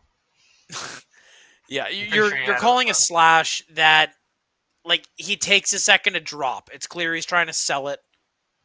Don't. Like, I hate that embellishment isn't as common as a call as it should be. Guys are trying to sell calls all the time. If you want to dive, go play soccer. Like, there's no room for that here. That's not the type of game this is. Maybe try to make a play on the fucking puck instead of whining and crying and throwing up Skittles and rainbows. It's so frustrating to see players just go, oh my goodness, I got shot. I'm so hurt. Like, this is a game that celebrates people playing through broken joints, broken bones. And you're going to sit here and go, oh, I got tapped a little hard. Like, try to play through it. Don't go sit and drop here. Like, St. Louis has been cheap trotting and then embellishing all series. So there's a cross check that. Yeah, he sits there and he holds it, and then you clearly tell that he's ready to use that hand to punch Appleton in the jaw if he doesn't get the call. Well, he's standing there, like, ridiculous. It is fucking ridiculous. We used to be a real country. Get me back to God's country, where the Jets would fucking win this fucking series. Yeah, the gods. The gods. The Jets seem real handicapped on the road. You could say that again. Yeah, that's... Yeah, really, like, unless they can manage a shorty here. No. Like, a shorty is what it would take, and I don't think any of them have that dog in them to try for it. Like, hell, put Perfetti on the penalty kill with Ehlers and tell them to cheat for offense. Because that's what you need at this point. So go do it.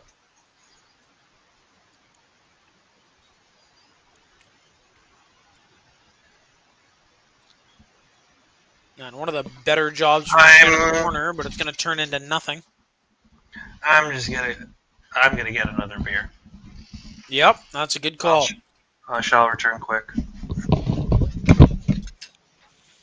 No, I can be delusional for our fan base of 3. Well, 2, because I don't have access to the chat, so I have to be a viewer.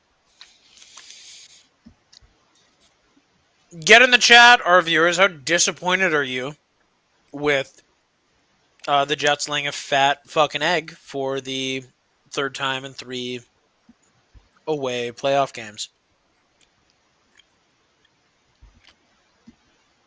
And the fact that they've looked a little mad, but haven't actually done anything about it in any of these playoff games. They haven't been close.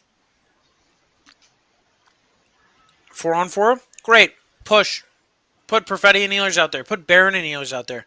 Put somebody with speed to try to cheat their way into a goal.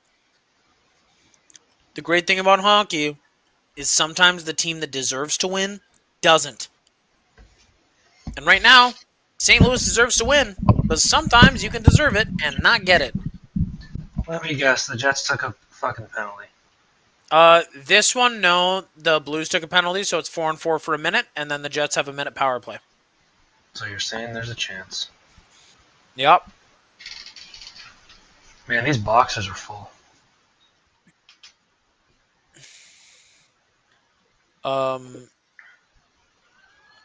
Okay. I just got a text from Millsy. He's like, I'll be on COD after that game, and I was like, thank God. I'll need to shoot something after watching this.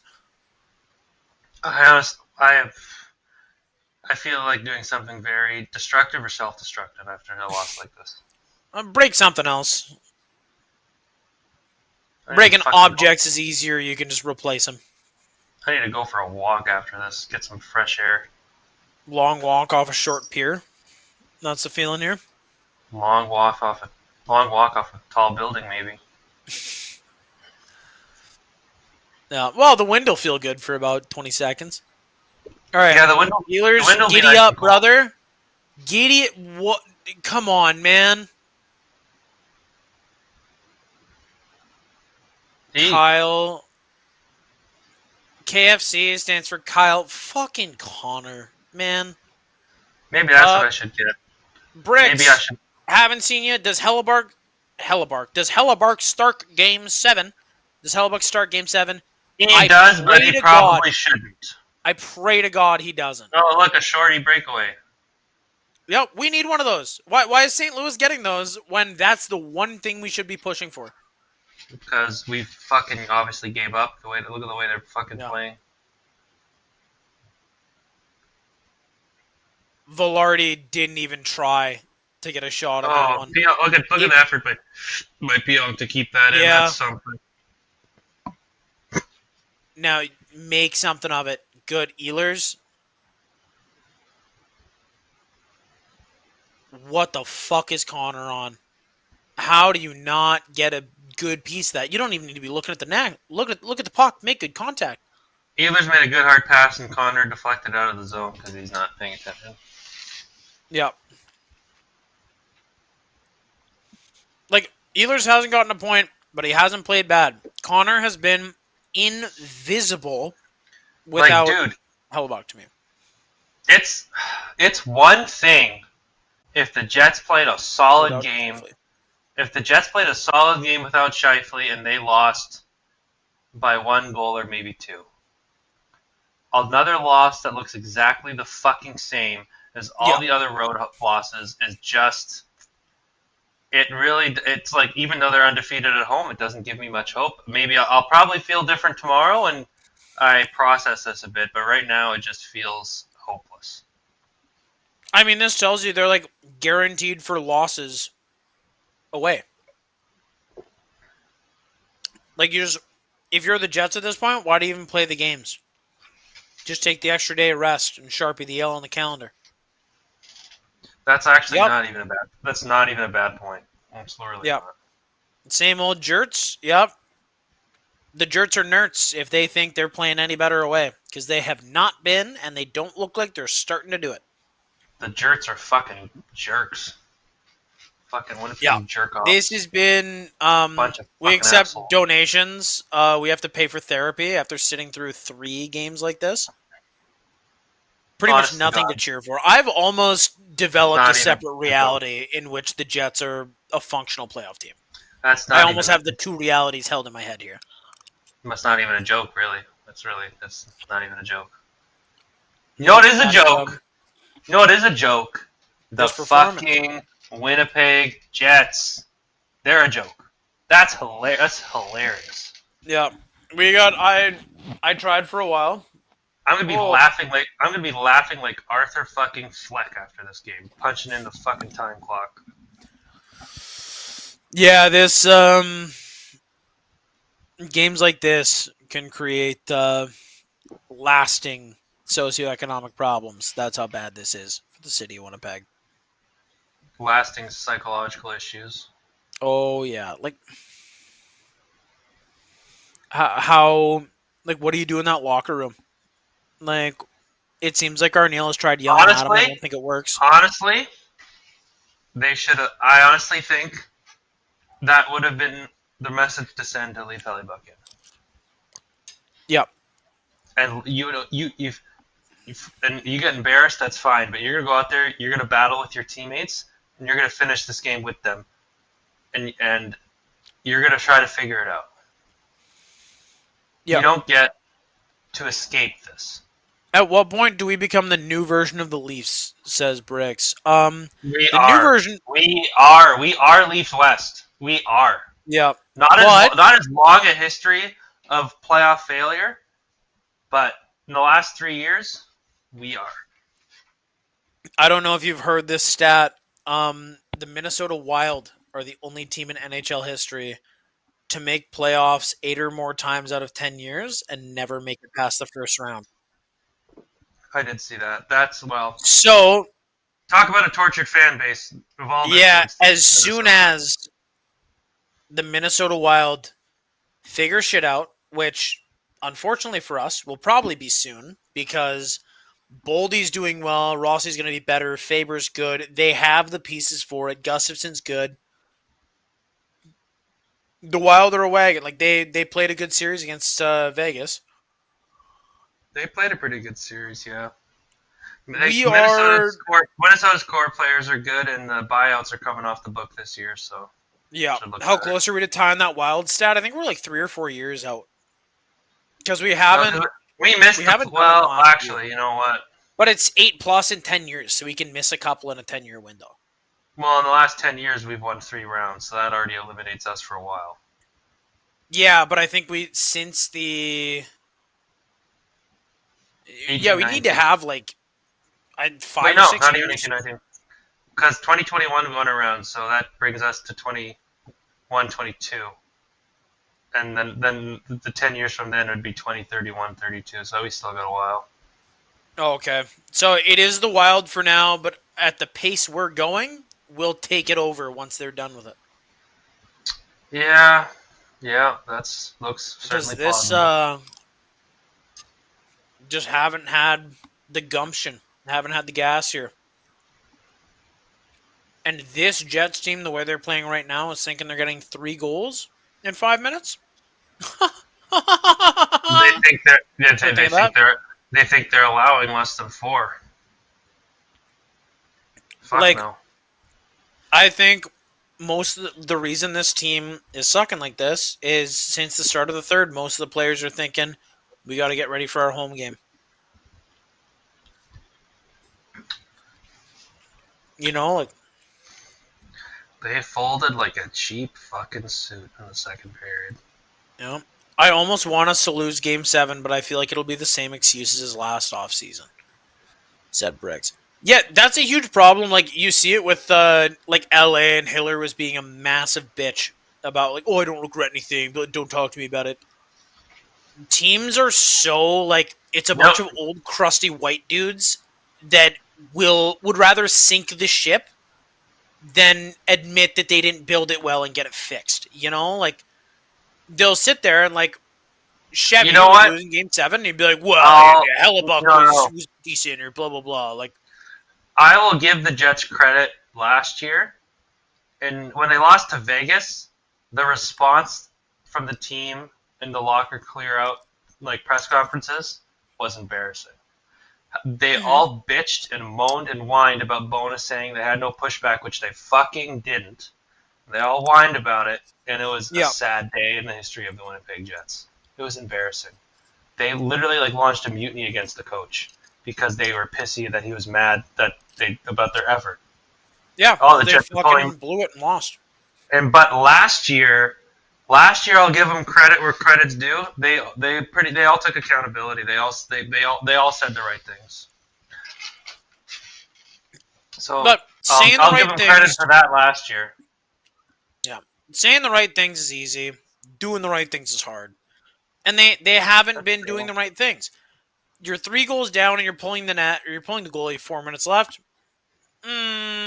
Like probably 4 minutes. Allowed 4 more goals in 12 of the past 15 playoff games. Yeah, you're not gonna. I thought, we're such a good fucking defensive team. Fuck off. Yep, you gotta You can't. At some point, you can't pass the buck anymore. You need to Oh, yeah, you can't pass the Hellebuck because apparently he's been the town bike here because everyone's getting a ride. Oh, the Blues just took a penalty. 6-on-4. Montgomery, wipe that fucking smug, confused look off your face, you fucking... 6-on-4. Death, taxes, and empty net goal. 2 guys down. That's how much faith I have in this team. Prove me wrong. Go ahead. It's a high stick. Yep, get a goal here. What a fucking call. Wow. Way to call a high sticking with 4 minutes left and 3. Yeah, way to... The Jets only get high sticking calls when the Blues have already won the fucking game. When the game is on the line, nope. Bricks, the thing is tough about losing that Game 7. They essentially got swept by the Avs last year. And, it's embarrassing. We have no pushback, blah, blah, blah. Trade deadline, they got Tanev and Shen. And, Shen can go fuck himself. No shade to Tanev, but you need more. You don't have a second-line center. Nemesnikov is not a legitimate second-line center. He's a support skill player in the top 6. This is not the sexy thing to say, but from all the reports I've heard, the Jets tried. They tried to look at a second pairing D. They tried to look at a top 6 forward. All the guys they were looking at had trade protection, and they all said no. Not passing the buck. I genuinely think that all the guys they tried to trade for, they all said no. So they got who they could. So they got who they could get. Well, the only thing I might say, nobody wants to play in Winnipeg. You need to have some fucking prospects. You need to maybe try playing Brendan Yeager in the first part of the season. Who gives a shit if it burns? Oh, Yeager's in June. No, he wasn't ready to play at the beginning. Okay, but I'm saying the argument would be Jets. I could definitely get behind Chibrikov and Lambert getting more NHL games. I think that's for sure. Okay, that's for sure. More what I need. Those guys are actually pretty close. Yeager's 19. Don't put that on him yet. But Lambert and Chibrikov, seeing what they have, seeing more of them just to see what they have, totally, I could get behind that. Yeah. This game is beyond over. The fact that they're passing it around with 3 minutes left, they're looking for a perfect shot. They're snapping around. Well, Velarde Velarde, he looked like he got real close to scoring there. He did. I believe wholeheartedly they tried to improve, but the Winnipeg effect killed any hope of that. That's the thing, you might have trouble signing free agents. You might have trouble trading for people. And yes, it is difficult. But at that point, you need to play, as we said, maybe try trading for people who don't have trade protection. Or that's hard to do play at the deadline. Lambert. I think that's harder to do at the deadline. Trading for RFAs or guys without trade protection, I'd say that's easier during the season, like the Velarde trade, he was an RFA. But exactly, in the season, at the deadline, a lot of the guys are going to be pending UFAs that are on the market. Yeah. It's just the way it always is at the deadline. And good pending UFAs usually do have trade protection. So that's something. After a loss like that to Colorado, the second that season is over, you're looking through rosters. Who the fuck can we take? Who can maybe be an NHL player? Anytime there's waivers, Dante Fabra or Alexis Carrier or Alexandre Carrier was one of the guys. You grab guys like that. And, you need to play Lambert. You need to play Chibrikov. You need, especially Lambert, because you need high-level offense on this team. If Lambert, from some miracle, could be a second-line center, you need that like a camel needs water in the fucking desert. You can't afford to skip that shit because you don't know if you're going to find it. But I will say, I've watched a lot of Moose games. I think Chibrikov is closer than Lambert. Yeah. Part of the reason that Lambert kind of struggled this year is definitely because the Moose were just fucking god-awful. But one thing I don't like... But Lambert wasn't playing a super mature game. Yeah, but the thing is, Chibrikov, I could see Chibrikov being I could see him playing in the bottom 6 and being good. I think his game's already pretty well rounded, even though he is a guy with some skill and some scoring ability. Chibrikov is a bit closer to the Perot level sauce for me. I really think he can. That's a pretty good comparison. Probably ends up has the potential to be a better goal scorer. But that's that's not a terrible comparison. He's feisty on the forecheck. Yeah, but I think like the Oilers, Ken Holland used to be like, "Oh man, the NHL is not a development league. We're going to keep them into the AHL over percolate. Let them be too ready." Sometimes look at some great players that have had a bad year one. Like Jack Hughes had a bad year one. But a lot of players put them in the league, put Lambert in the NHL. And yeah, maybe he's not ready, but say you got to figure out the fucking league. Try everything until something doesn't work, and then change it because we need you now. So you got to figure your shit out. The way the regular season, like when the regular season started, I was a big proponent of start Lambert on the second line, and if you play him 10 to 20 games, and if he's so bad, send him down, but give him those 10 to 20 games and see what you have. Yeah. After the way the regular season went for the Jets, it was hard to argue against doing what they did. They started 15-1. Yeah, but hindsight 2020 was the 15-1 and start worth it if you're not even going to win a round. Yeah, well, and that's the thing that I would say after seeing this is I think next year you need to be riskier in the season. You got the President's Trophy, great. You are against a team that snuck in on the wild card. You're going to a game 7. I'm a big team proponent. that snuck in on the wild card. I'm a big proponent of this. As a team where you're never gonna sign a UFA in free agency for probably never even sign a $5 million UFA. Not until the cap goes up a lot. Yeah. Nobody wants to come here. Very few people are going to waive the no trade to get here. There's certain risks as a manager you have to take if you want to win here. Yeah. One, you need more of the Velarde trade. You need more trade for a guy that's an RFA who has potential but is on a team where you didn't have the opportunity to show it. And get him signed on a bridge, and hopefully you convince him to sign. Yeah.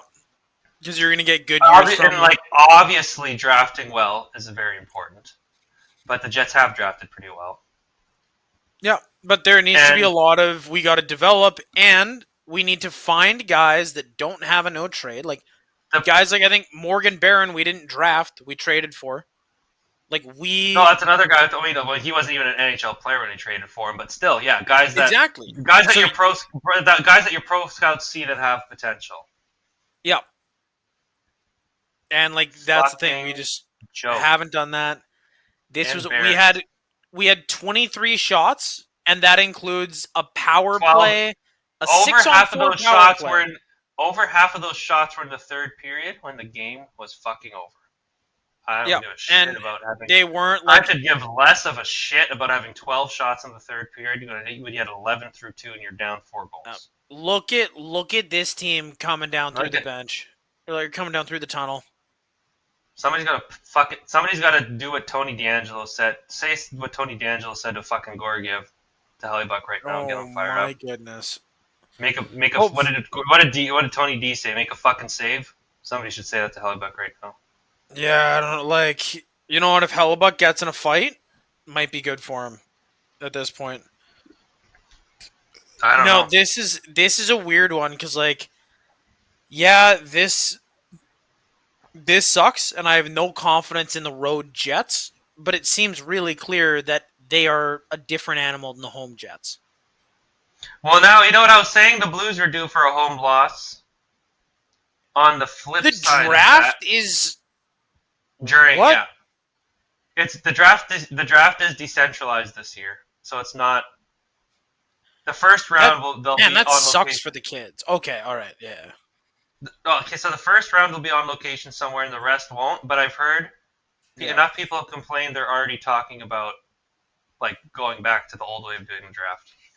Yeah, for kids getting drafted, that's got to be huge to be in the arena and run up. I would be so mad if I was about to get drafted and they're like, nope, psych, do it from a Zoom call. Like, what? Yeah. That sucks.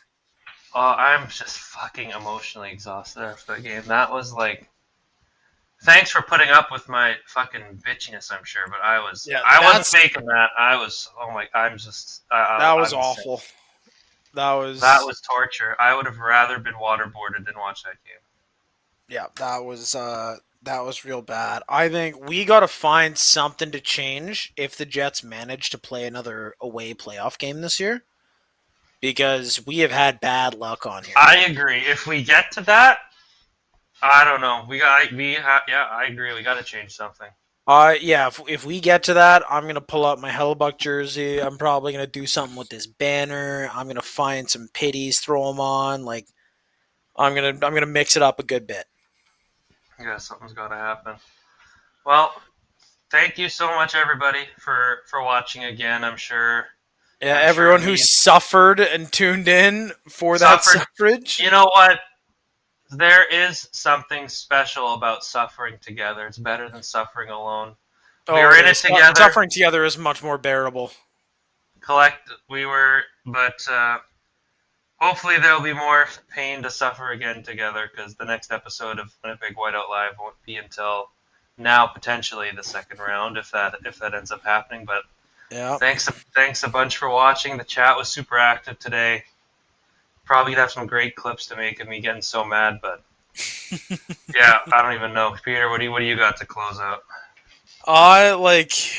You know what? Yeah, huge. Thanks everyone for tuning in. Brick said I'm on the same wavelength as Andrew. Props to y'all for actually sitting through the full 60 minutes. Again, you gotta be there for your team. And yeah, I'd rather have all of my teeth pulled, and I just got 4 of my wisdom teeth removed, so I know exactly what that feels like, and I'm willing to go through that pain. But yeah, we got to mix some stuff up. We got to come in bump, and I might call Kuznetsov, get some of that nose candy, and be fired up if we are lucky enough to have another away game this year to play. We're gonna hope that the home game's looking. You know what? Maybe we got to get some of Buchnevich and Torpachenko stuff, because they seem real fired up in these games. Boy, their eyes seem a little too out there. But yeah, thanks everyone for coming to watch and sticking through it. It's huge. It's a lot of fun to do these with Andy and Kieran. Thanks for running everything in the background there. Producer Kieran, the GOAT. Oh yeah. No, and if we have another one, feel free to come join us. Bring whoever the hell else you want. If you're just watching, maybe throw it on your phone or something, and have us in the room try with you. We'll try to have fun on the next one, and if not, enjoy my suffering. Yeah, laugh at our misfortune. We're okay with that, it seems. All right, everybody. Thank you. Peace. Go Jets, go in Game 7, I guess. Catch you on the next one. Good for Game 7. Have a good one, guys.